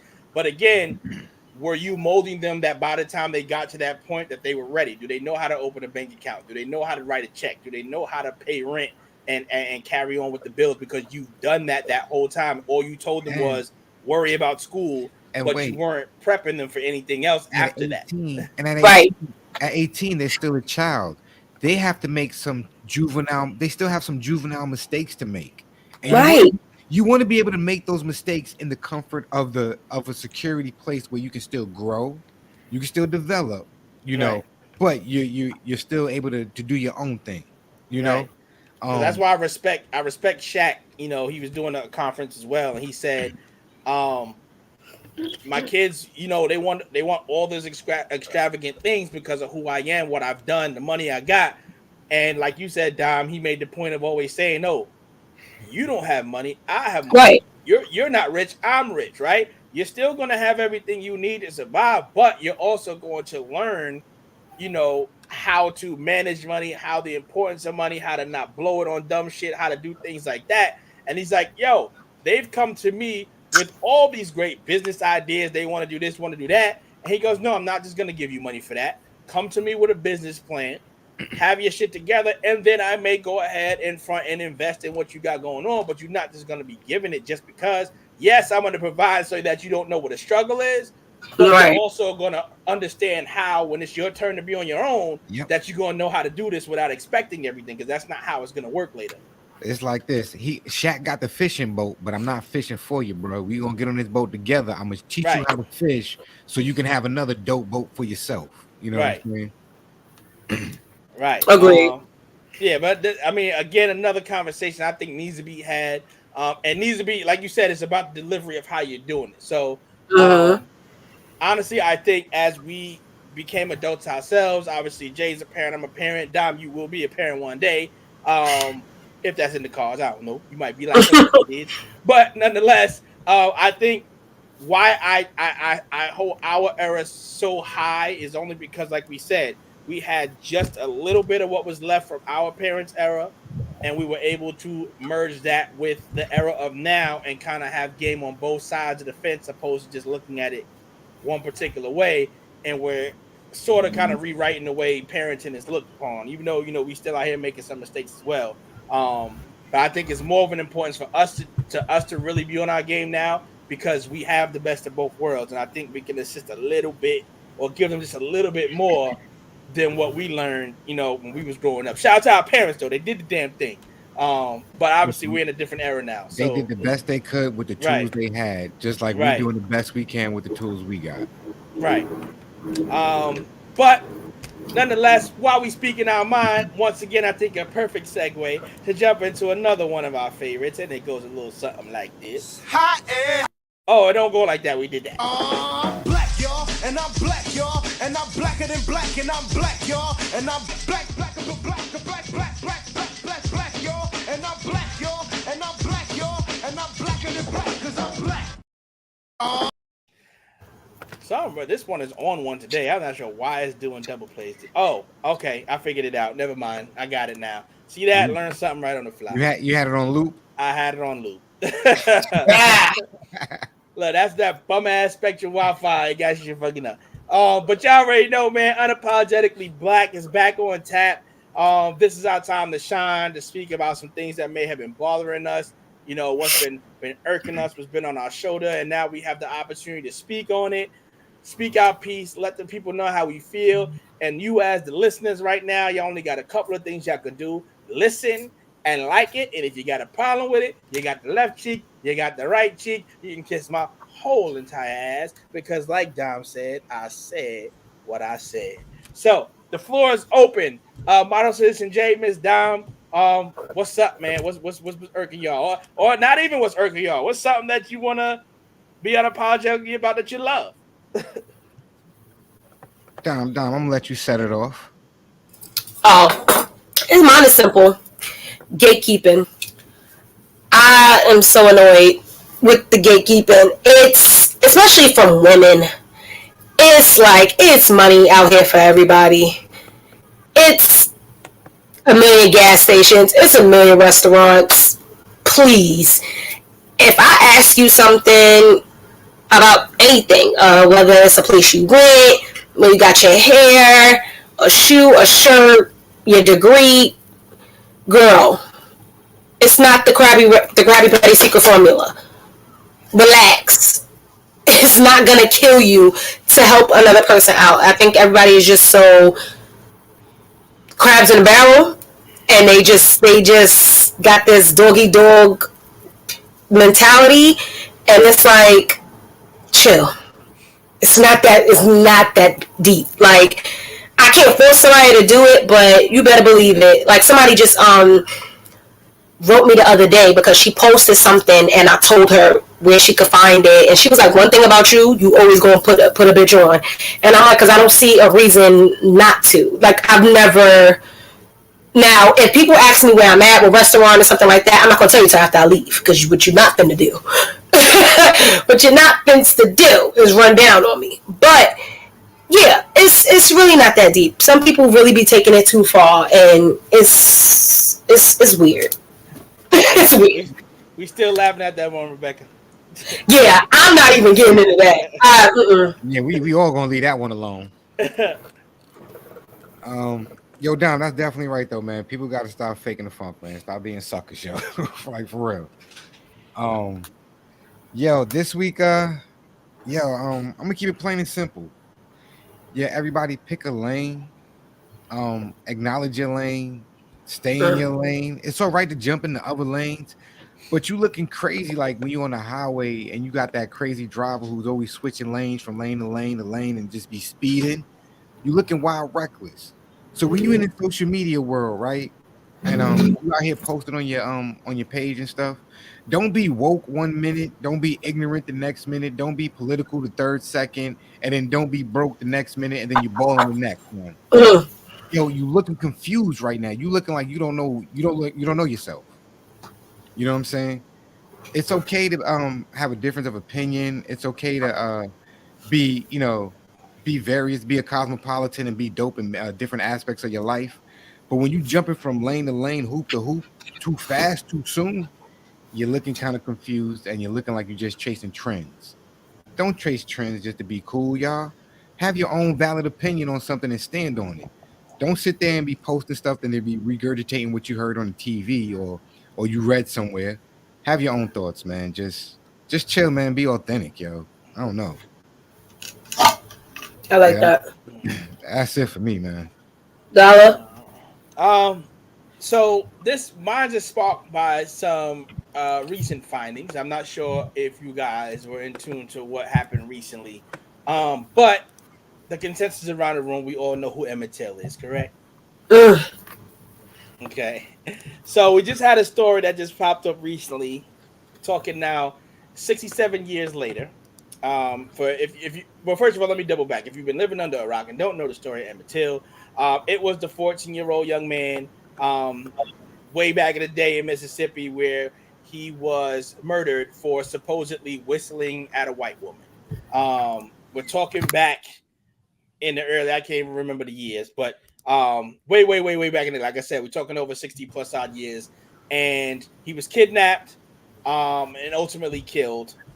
They then had his funeral, but had an open casket because the mom wanted the world to see and highlight the hatred and the bigotry that goes on against black people, and really wanted to send a message by, look at what they've even done to my 14-year-old son. Nobody deserves this, and just about how they've treated us. So if you don't know that story, please go back. It's gonna make you angry. I'm gonna tell you that right now, as it should. But just learn up a little bit about that history, and again, for a fight that we're honestly still fighting to this day, just in different manners. But nonetheless, just recently, through I don't want to say season search, but just a walkthrough of one of the old law buildings, they came across the warrant that was actually supposed to be issued to go and question the people that was responsible for this. Ultimately, it's now been found all of a sudden. So the outcry by the public is, now that this is public record and known that this is found, for them to still double back, go after the woman that was supposedly the accuser, and now hold her accountable for what happened to this young man, as it was because of her husband and I believe his brother that locked that bitch up. Right, and committed the heinous act, which both of those two guys are dead now. But she's now standing at 80 plus years old, but they're still like, yo, we still got to fry that bitch. She still got to be held accountable. Or stone her or something, not suffer. But what pissed me off about this whole situation, outside of obviously the happening, her daughter specifies that she had nothing to do with that. Even though she was the cause of why. Shoot the daughter too. She never wanted that to happen to that young man. That is not what she called to do. She was very upset that this is how it played out. But nonetheless, your bitch ass motherfucking lied about what happened anyway, which caused all of this shit to happen. So, miss me with that bullshit you crying now 80 years later. I don't give a goddamn how old she is. Fry that bitch on both sides of the pan with the motherfucking cast iron skillet. I don't feel sorry for her ass. I hope they do something to her.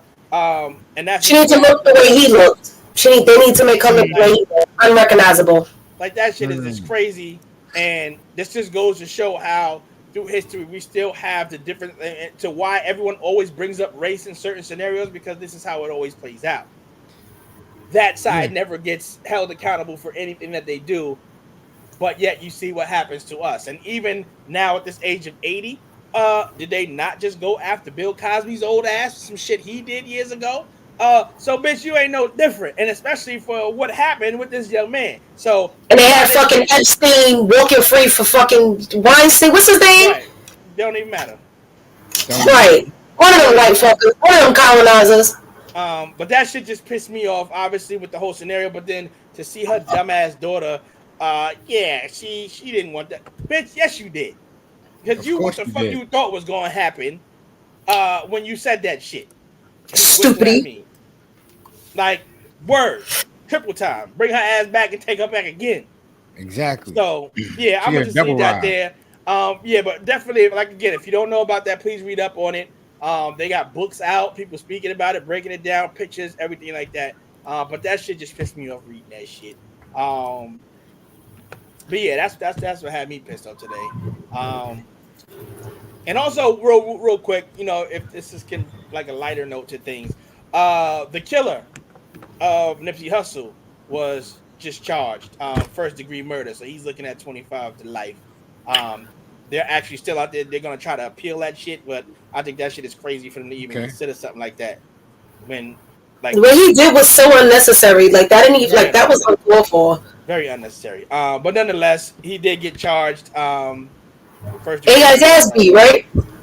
Oh yeah, but well, he got his ass beat already, and that's what held up the court case that just happened recently. But he was finally able to get to court, and that's the verdict. Jury was able to find him guilty, and the prosecutors was actually able to get the charge they were looking for. So, hopefully it stays at where it's at. You, my friend, deserve everything that's coming your way.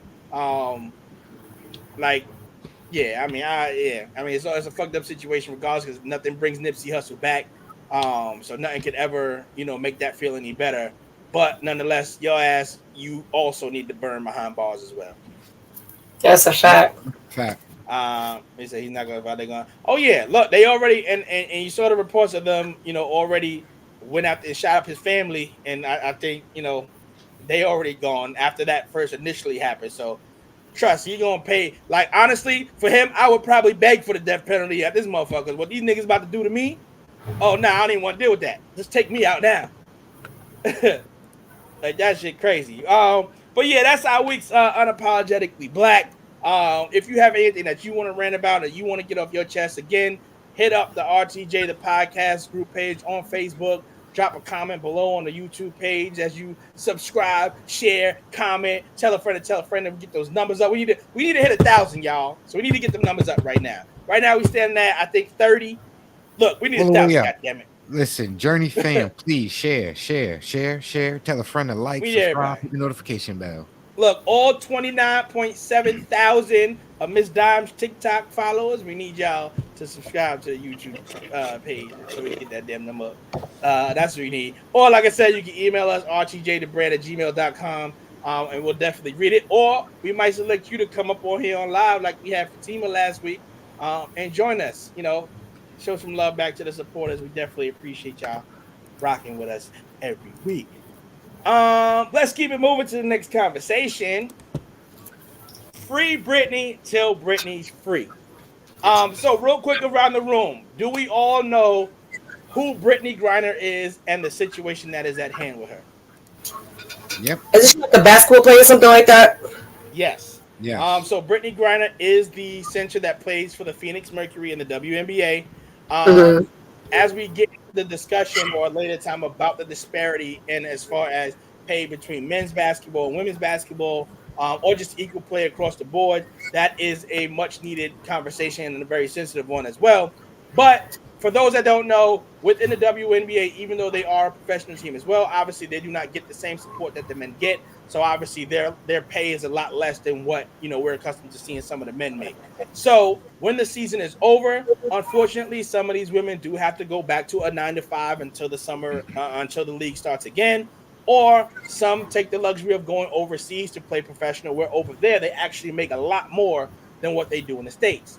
So Brittany Griner plays for Russia during the off season. So she does travel to and from a lot, which a lot of people had a lot of questions about. Why would you be over there? And they got all that crazy shit going, all that crazy war shit going on over there. That's because that's where she still needs to eat at when she's not working over here.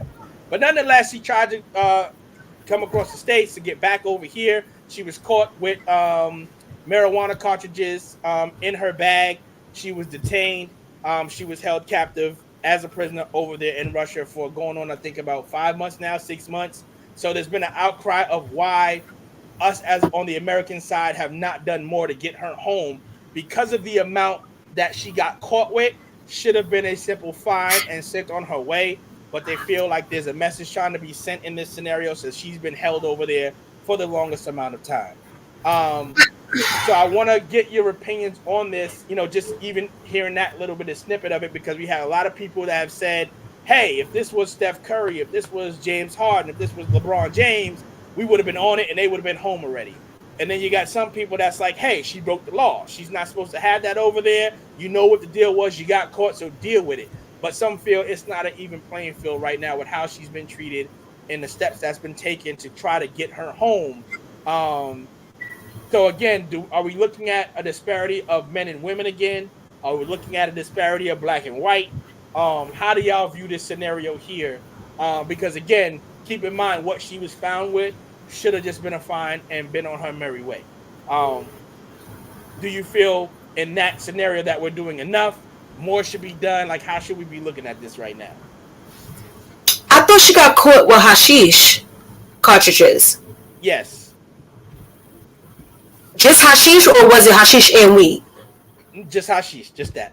That's fucking hookah. Are they shitting me? Right. I feel like the NBA needs to rally behind her as well. Y'all got more pull than clearly. Now there's all the other folks need to get together. Now in the beginning, her significant other, who actually I believe lives in North Carolina as well, stated that in the beginning they actually did not want the outcry of America to really go tenfold because they believed that it would have made it worse on her behalf had we done that. So now, as we've seen how long it's starting to linger, now some people are starting to get restless, like, yo, what's up? So now it's, hey, do more, speak out, do this, do that. But in the beginning, they was like, keep it on the hustle. Let's just see how it plays out. Let's see how it goes. She recently just did go to court. Finally, she did plead guilty. So they feel like that was a better option to do, and that will get her home a little bit quicker if she doesn't get charged and sent to jail. They've reached out to the president, where the president claims he's doing all he can to help, because it's being rumored that what Russia's actually trying to do is set up where there's a particular trade that's being done for prisoners. So they will send her home in exchange for a prisoner that we have captive over here that's supposed to be doing 25 years here. But the level of the crime don't fit, so we don't know if that's necessarily going to happen. But where's Kim Kardashian? Right, right. Call that bitch, because what? Now, what do you think about the notion that, hey, if this was LeBron James or somebody like that he would have been home already? He wouldn't have even gotten locked up, probably. Like, that's sorry. The projects is projecting. Give me a second. But yeah, no, that's wild. I definitely think if it was any one of those big name, these big league players, it wouldn't have even been a question. Because, not to mention, because of their name, but because it's hookah. You act like she was smuggling cocaine and pills and fentanyl and all this other shit. I feel like, one, they are trying to send a message. Two, she's a woman. I don't know her culture. I don't know her background. I don't know where she's from. But it goes to show that it's very unfortunate that women are, like, it's just another slap in the face. Right. Y'all overturning abortion. Like, this is ghetto. I can't even. Because the craziness about it, also, Jolly, you chime in if you got something on this, was the same individuals that's voicing the fact that, hey, you know, she still broke the law over there, which no one's arguing that. That's what it is over there. That's what it is. But y'all are still on this side complaining about people that's locked up for having weed, right? So, yes, that's illegal over there, but in the same breath, we're sitting there acting like she just bought a motherfucking bomb on the plane and tried to take niggas out. Like, I need us to stop saying weed because it's not the same thing. Right. So I'm like, the crime don't, or the time that she's been serving and doing does not fit what the actual crime was. If the crime don't fit, you must have quit. Come on. I don't know. See, I watch Locked Up Abroad a lot. I'm not bringing toothpaste, deodorant, nothing, because you never know. Get on the plane with that. Like, you never know what other countries find illegal. Now, I do know, they find stuff like that, like hashish and everything else. Yo, that's super illegal. To them, it's just as bad as fentanyl, coke, and everything else. So to them, what she did is some major high level stuff. We looking at it like, yo, you ain't really do nothing. To them, they like, oh, you a smuggler. Oh, you a kingpin. Just because that's the way their laws are set up. I definitely think she was targeted because of her height and because of who she was. So they just made an example like, all right, come here, we're gonna search your bag in hopes that you got something. And I honestly believe she probably forgot she had that in her bag, yo, because she's too much of a star to make that kind of mistake. Right, and a big name at that. That's and a traveler. If she's traveling, obviously she's mindful. Exactly. Right. And this is not like this is her first time going across. So, like, you travel like this frequently. I honestly believe she probably made a mistake. And then now they trying to use this situation to get something on their behalf. Because, like you said, the person that we have locked up over here, oh, he's a straight goonie. He's a goon. Like, if we let him out, he'll fuck up the world type shit, type of evil type of person. So it's not balancing. And that's her there. And like, she a ball player. I don't know, man. Like, this whole thing is weird. Just bring her ass home, pay a couple of dollars. Can we give you a couple of dollars? Money make the world go around. That's a fact. Can we give you a couple of dollars because we need to bring her back home? And all of this, if it was LeBron, if it was Steph Curry, can we leave that conversation alone? Because that's only going to divide us even more and take away from the real goal, which is to bring her home. Who gives a damn who it is? Let's bring her home and all the rest of these political refugees. I mean, these political prisoners that are locked up. Unfortunately, it hurts that she's locked up, but hopefully that the fact that she's a superstar, there's other people who's been locked up over there for years that want to come home. Right. I was listening to an interview that her girlfriend or her fiance or wife, I just want to make sure I say it correct, was given to CNN, and she was like, yo, one thing I truly appreciate is all the other families who got, family members locked up over there. They all literally either called me or came to my house, hit me up, and showed me nothing but unconditional love. You know what I'm saying? Because they know what it feels like, even though I've only been experienced this for like a couple of months or, a short period of time. They've been going through it for years. So can we bring them all home? Like all the Americans home? Like, I agree. What we got to do to get everybody back to U.S. soil? And this is not to say, they're not. Obviously, we don't know. We don't know what government officials or whoever behind the scenes are doing what. But she did write a letter to President Biden, and it was one thing that she specified in there where I was like, you gotta honestly take a deeper look at also what she said in that, where she's like, I'm good enough, obviously to be a big star in the WNBA. I'm good enough, to be a role model to some kids, that wish to be in my position one day. And then I'm also good enough to put on the United States of America jersey and represent us and bring home gold medals and do all this other stuff. But what's being done to get me back home? Where is the support of my government when I need them at this point? So again, I don't know. So I'm not here to point fingers at and say they're not doing enough, because we don't know. But if they're not, that is a valid point to say. You can milk me for everything that I am to represent y'all and make y'all look great. But now when shit hit the fan and my back's against the wall, who's really down for me and who's not? Yeah. So I just thought, this was important just to bring light to this for people that don't know, because conversation about this is definitely starting to ramp up and you're hearing more about it now. So I think now we're at the point where it's like, all right, y'all doing a little bit too much now. We need to speak on it. So shout out to Brittany Griner, her wife, her family, and anybody that's just going through that, whatever y'all need to do to get them home. Because like I said, yes, learn the law. If it's illegal over there, we're not arguing that. But like, come on, you got her held in the prison for some damn hookah, right? And then you got motherfuckers running around here shooting shit up every fucking day and raping kids and just and we're okay with that. Let's make guns more accessible. Just now with that bullshit of show your social media accounts to be approved of like y'all taking this shit as a joke now. But we got people rotting in jail for fucking hookah. Like, come on now, let's make it make sense. Yeah. Oh man. Put that energy towards the right things, man, to make sure that people come home and that people are safe and with their loved ones.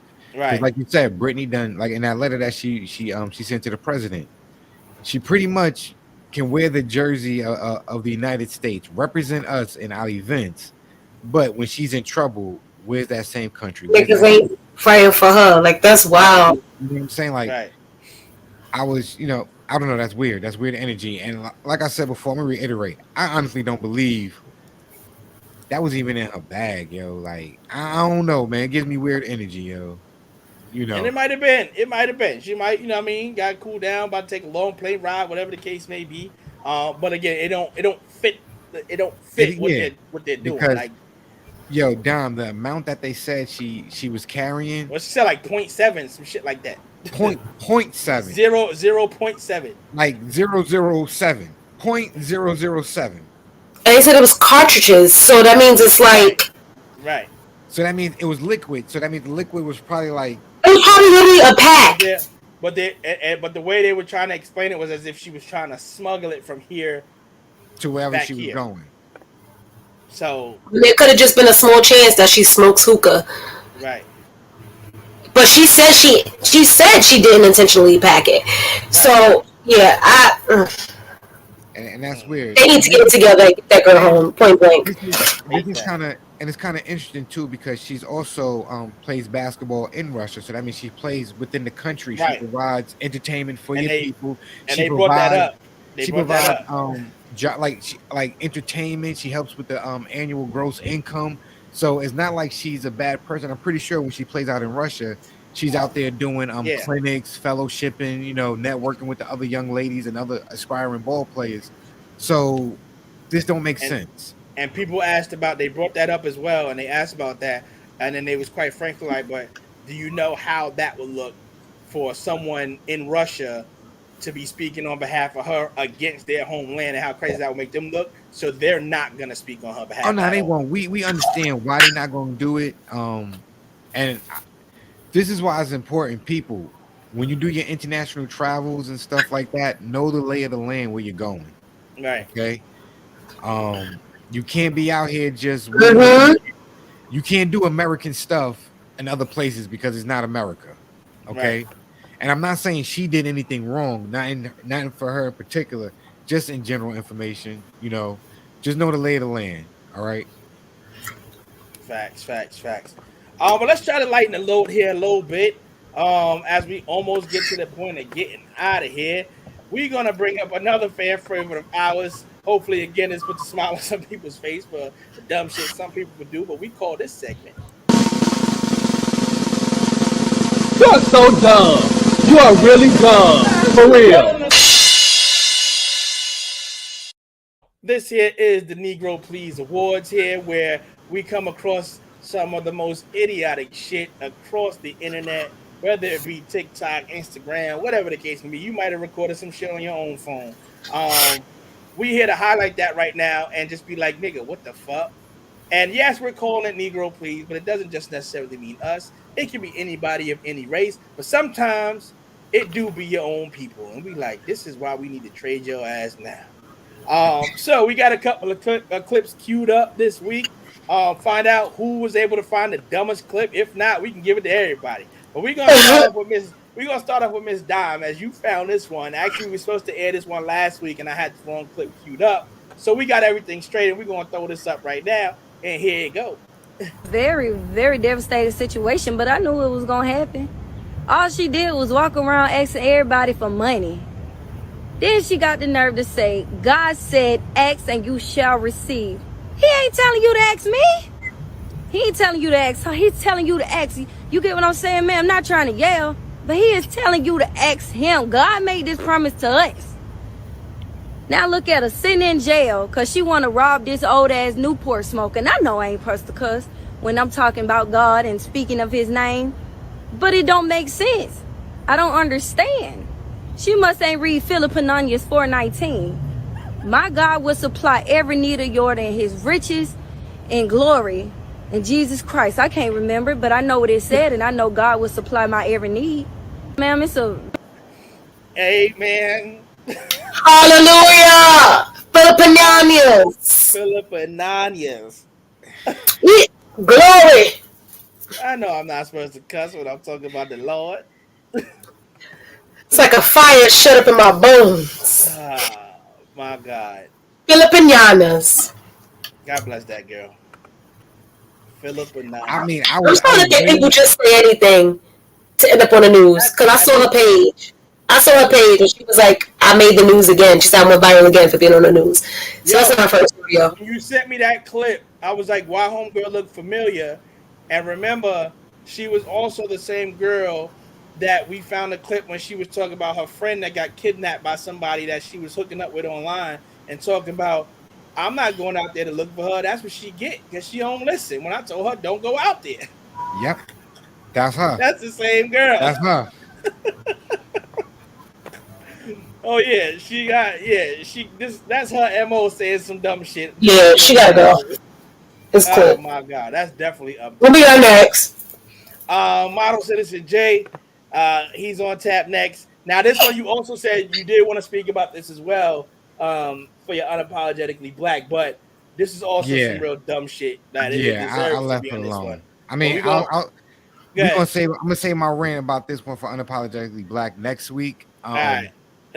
But yeah, we just gonna let this dumb shit play. And reported that the chief of police from the Farmington Hills Police Department, a suburb of Detroit, has admitted to only using paper targets of black men at their firearm range. Lord have mercy. The targets were reportedly discovered during a Boy Scout troops tour of the police department. And get this, folks, their police chief, Jeff King, is asking the public for forgiveness? Okay. Farmington Hills Mayor Vicky Barnett has claimed that all of the targets have been removed, and the city, which is 20% black, plans to conduct a legal review. Crazy thing is, Kevin Clark, a black Farmington Hills police officer, has claimed that the department uses a variety of targets to better address implicit bias. However, this was proven to be untrue. My goodness. How much self-hate must you have to try and cover up for a department that uses people like you for target practice? Makes you think about post-traumatic slavery disorder or this obsession with Eurocentricity in the US. My question is, should actual pictures of people be used at all at these ranges? How many other police departments take part in these tactics? Could this help explain why black men are often unjustly unalived? Tune in next time to This Country is Ghetto. This country is ghetto. Earth is ghetto. I wanna leave. Tell me you hate yourself without telling me you hate yourself.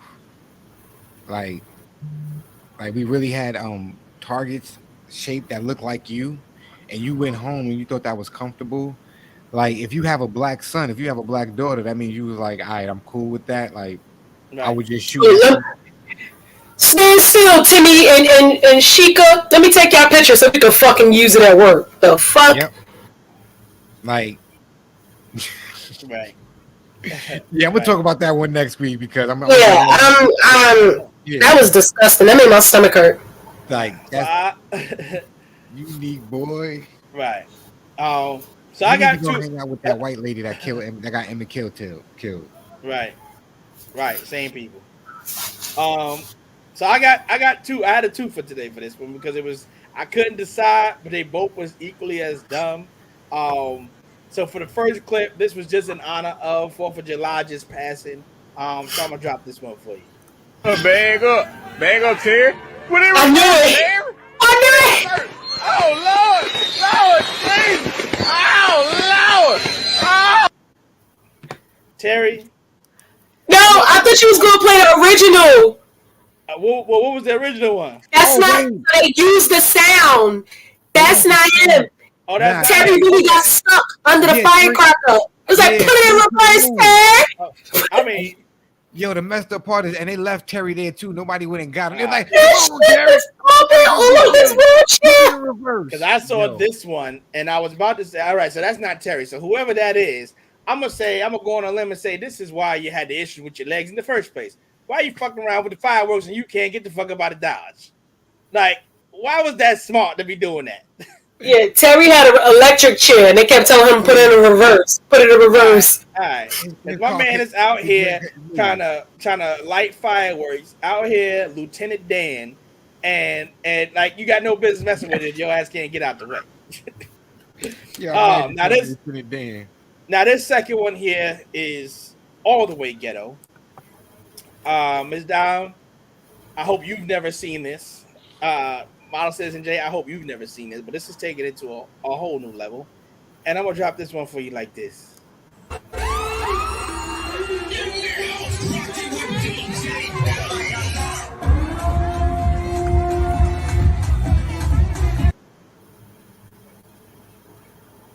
Oh, if y'all missed that, we're gonna play it again.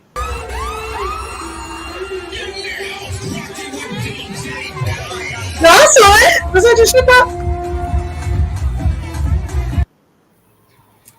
Well, her hot girl. Yeah, your head, your wig smell like AutoZone, stupid.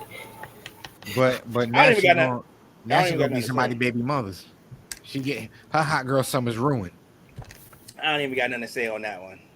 Like, when I first saw that, I legit had to double take because I was like, wait a minute. Did she just use a condom to tie her hair up? It was so fucking tacky. Number one, hair that's not even yours to tie it up. Niggas. Fatima, look. I'm not even justifying that with an answer. I'm not dignifying that with an answer. Fatima, what did we tell you? What did we tell you? Safety first. I ain't messing with her no more. You fired. I thought we blocked her. No. All the more to use it. Nope. Well, look. Fatima, you see what we dealing with nowadays. You better not waste them. Fatima, don't worry. They not gonna kick you out. I got you. I always got you, kid. She better stop wasting them goddamn condoms. You see what's going on out here? They acting up. You better save them shits. That's hot commodity you got your back there. Dom, well, speaking of which, that story you posted on your IG, that shit pissed me the fuck off reading that shit. Which one? As an example, when we was having that discussion last week about the Roe v. Wade, about the 10-year-old. Oh, Jesus. Right. Turn my stomach. Yeah, so, that's that bullshit. So real quick, man, entertainment right there as we get ready to wrap it up. What's on y'all TV? What y'all reading? What y'all got going on that's keeping y'all in the loop, entertained, keeping y'all busy at night during the day? What up? You on vacation, Miles and Jason? What you been doing for us? Yeah, I'm not gonna lie, man. I've been on vacation, so I really been out the crib, yo. But I ain't even gonna hold you up. I've been doing a lot of reading, yo. I'm rereading Karma, written by Brian Smith. So yeah, my boy, I had to reread the book because the book was so dope. I'm still waiting for Karma 2, but I ain't gonna say nothing. I'm still waiting for Karma 2, but it is what it is. You ain't got to yell. I'm just gonna put a little bass in my voice. I didn't yell. I just had to raise up my decibel. Yeah, I just feel I didn't. Yeah, I can't even. It's not gonna line up. Correct. So yeah, that's the book I've been rereading. I've been cooling. I've been chilling. I ain't been watching TV too much. Do that. I'm trying to rejuvenate my brain cells. Look, this one is getting rewritten. We going here. Okay. We going here too. So We doing stuff. That's the next. I ain't gonna hold you up. That was the next book I'm picking up. Then I was gonna start reading The Alchemist and The Warrior of the Light, yo. So that's the type of time I've been on. Nothing too much on TV. Yes, sir. Miss Dime, what you got for us? What's been keeping you busy? Well, I've been watching the show on BT Plus. It's called All the Queen's Men, and I did not think that this show was gonna be this good. Storyline, everything. Like Tyler Perry, I ain't mad at him for this one. This one is actually really good. Yo, you mentioned it so much, Dom. I'm gonna have to start watching it. I'm gonna give it a sneak peek, yo. Yeah, it's now they're coming out with season 2, July 14th, I think. Yes, July 14th, so BET Plus. Bet, so I could just binge watch season 1. I could just run it straight through. Yeah, it's good. So I'm a let you. I was going to touch on this on Unapologetically Black, but then as I kept watching it, I was like, damn, I hate the fact that this show is actually kind of funny. But first and foremost, I want to say I still have yet to watch the past week's P-Valley because I'm still a little shaken up by the because I haven't watched it yet. The best episode. All right, I think I'm 2 behind at this point now. I'm not sure. So no, if you seen the murder in Teak Sing, you seen that? I don't think because after we discussed what we saw, what the discussion. Did you see that episode though? I don't think so. Oh, okay, so then you are 2 behind. I do think I'm 2 behind. Because we talked about it with Rebecca and crew last week. Yeah, so that would have been that week's show, and then we're coming up on this week right now. So I've elected not to watch yet. Let this week go by, and then I'll last week them back to back. Last week was amazing. Oh my gosh. Okay. So I'm gonna save that. But there was a show on Netflix. It's called The Upshaws. I love that show. So it's starring Mike Epps. Was it Regina? Kim Fields. Okay, Kim Fields and who played as Regine or Living Single. That's what it is. And what's the comedian? Wanda Sykes. Now, when I first started watching the show, amazing. I got a little mad, right? Because at first I was like, what kind of stereotypical shit is this? You got Mike Epps playing the role of a father that was locked up. He's coming home. He's trying to get things right with his wifey, who he cheated on to have another stepchild with another woman who's a little thought. And he got 2 kids the same age. That's real ghetto, right? So at first I'm like, come on, bro. Like, are we not past this yet? That we just doing anything for a check at this point? So I was watching it a little pissed off at some of the shit I was seeing, right? Because the first episode I saw was he was trying to split the birthdays up. One birthday was being held at a trap house, and the other one was being held at the stripper club, a stripper themed party, right? So I got mad. Then I kept watching it, and I was like, God damn, yo, this shit is fucking funny. And then there's some life lessons sprinkled in there that's like, yeah, I can align with that shit. So then after that, I started loving the goddamn show. So I wanted to say shout out to Mike Epps because that shit is funny as fuck. Because all the good comedians or big TV movie stars, after a while, when their movies is dried up, they try to go to sitcom TV and it don't pan out. Like the shit Marlon Wayans did, that shit was horrible. This shit is actually funny as hell. So yeah, I'm gonna give it a shout out because I've been watching that. Did you see season 2? I'm 2 episodes in. I wasn't supposed to watch it. I had to admit to T, I watched it too because the way they ended season 1, I was like, I can't just stop watching it. I gotta see. No, that's a fact. That's a fact. I watched 2, so I gotta wait for her to catch up before I can keep watching the rest of it. I finished season 2. It's so good. All right. So I'm gonna give it. Did season 2 just come out? Because I remember. Yeah. Nah. Yes, it did. Like I remember a week and a half ago, maybe 2. So it's season 1 been out for a while because I remember watching it a while ago. Right. And then I forgot about it, and as you just talking about it, I'm like, oh yeah, that show was funny. Well, that's why I thought it. Well, again, we're in July now, so we're 6-7 months in. Because at the top it now says 2022. So you are right there. I didn't know that they just put it out because I do remember seeing it a while ago, but I was just like, it's gonna be some same old sitcom bullshit on Netflix. But they did that. They put it up because when they start resurfacing shows that was already down the line, that means they're about to come up with a new season. So when I started seeing it on my to watch, I was like, oh, they're about to come out with a new season. But you know what else is really good? The Miss Pat show. Is that on Netflix also? No, that's on BET Plus, and they are coming out with a season 2, and they just got renewed for season 3. It's this comedian. Her name is Miss Pat. Tammy Roman is in there. It's some like new actors. Okay, I know you said Tammy. That's on BET Plus. Yes, that shit. Yeah, I know what you're talking about. It's like a Upshaw's, as far as like with the vulgar, like real black household. Right. Listen, with the ghetto shit. Hilarious show. All right. That shit is amazing. Please go check that out. I'm still waiting on Dom to send me her login credentials so I can see it. Cause I got regular BET. I ain't got BET Plus. Let me tell you, because I refused and I wanted to finish all the Queen's Men. I created a fake email. Just do that. I'm about to just free trial that motherfucker up. That's it. Yo, free game, free 99. You heard Dom.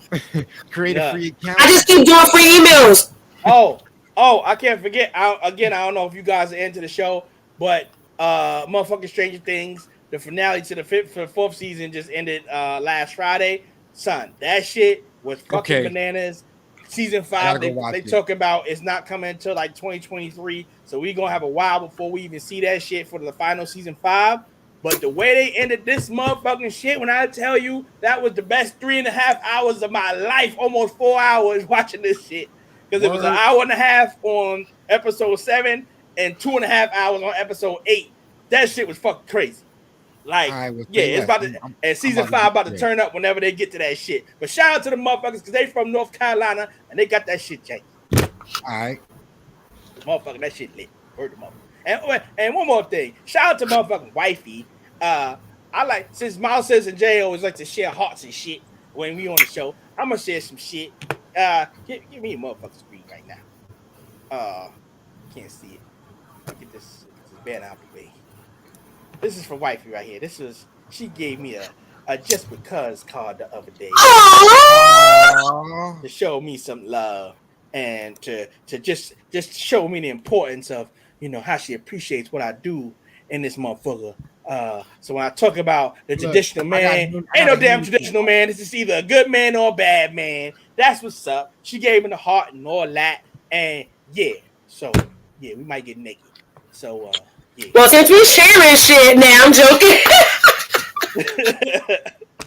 Now, y'all done shared enough. You already said you like when she's like this, and then you. You already shared that shit. We don't want you. I had no choice. We don't want to hear what's going on in your freaky ass bedroom. We already heard enough. No, I was gonna share something else. About the freaky upside down tango. We heard you. Wait, no, you gonna tell us wifey surprised you this time or something? No, I was joking. And I only shared that because I had no choice. I refused to lose that. Yeah, choice. You could have said nah. No, I ain't no punk. I ain't no punk, bitch. Next week, we bring back a riddle she can't answer. We bring back 5 riddles that she can't answer, but you got to make the video. Man. Yo, Miles says, and Jay, please hit us with that affirmation of the week and that wellness tip for the people. Yo, this was right now the affirmation was inspired by Miss Dom, by her rant. When she was like, the corny ass gatekeepers, the corny ass people who want to guard information, y'all are suckers. Right off the rip, I just want to say that. But to the people who out there who are striving to get better, who are striving every day to be better, do better, and just want to be amazing, just remember this: you are powerful, you are fearless, and you can make your dream into your reality. Okay. So for all the people who's trying to hold up the Miss Dimes of the world, the BDOLLAs of the world, the Model Citizen J's of the world, and y'all want to be some punk ass gatekeepers, fuck your gate. We're gonna hop over the gate and we're gonna make it happen, okay? Because you can't block us. All right. So anybody who might be going through anything, just remember you're powerful, you're fearless, and that everything that you can do, everything that you're able to do is within your power to make shit happen, As far as the wellness tip, man, get outside, drink your water, stay healthy, man. Just do some walking. If you can't get outside because it's too hot to walk around in your apartment, walk around in your house, do some laps. Just stay active, stay healthy, stay busy, and just stay hydrated, yo. I mean, that's the very best thing you can do. Respect that. That part. Yo, you know what I've been recently doing as a form of therapy, as we were talking about that a little bit earlier, and obviously the South is a lot different than what we're accustomed to in New York. Son, thrifting is the shit. I'm gonna tell you that right now. So we've been on this thrift kick since we've been out here, bro. And the gems that I've been finding, because these rich folks just be throwing shit away, talking about I need something new because it's been here for 7 days. Son, the shit I've been finding, I'm gonna tell you right now, my shoe game ain't never been so exquisite right now with this shit that these people was just giving up for nothing. And these motherfucking shit is brand new. Like, yo, if y'all don't know about it and you hit the South, go thrifting. It'll be the best advice I ever gave you in life. I wish I was never invited into this life because it's too much. No, they do have some really pretty decent thrift stores out here. I keep seeing them on TikTok. It's the most amazing shit ever. Yo, BDOLLA, you may have to put me on because I'm always looking for new therapeutic ways to just kill time. You probably got on your side. Look up these two specific stores: Uptown Cheapskate and Plato's Closet. We definitely have a Plato's Closet out here. Go check. Yeah, bad enough. I done secured everyone over here. I'm about to come Greensboro away and come milk shit y'all got over. I feel like they're never gonna have my size. Like it's too chaotic in there. I don't have the time to really look. Bro, I get overwhelmed. Trust me, I'm telling you. You talking about the difference between the New York stores and the South stores. You gonna find some shit. It's organized. Like there was one today, grand opening, 10 a.m. today. Oh, best believe I was one of the first motherfuckers on there. Found me some motherfucking shit. Look, trust me, it's different down here. Bring your ass. Do a live show while you out here in the flesh. We all in the same room. Go to the thrift store, get it popping. That's it. Yeah, but y'all already know how we do, man. Before we get out of here, of course, we want to thank everybody that tapped in. Fatima, your crazy ass. Bria was in the building. Miss Rebecca was in the building. The homie Rel was in the building. Everybody else that tapped in, we definitely appreciate y'all. But y'all know how we do. We close it out with a prayer each and every week.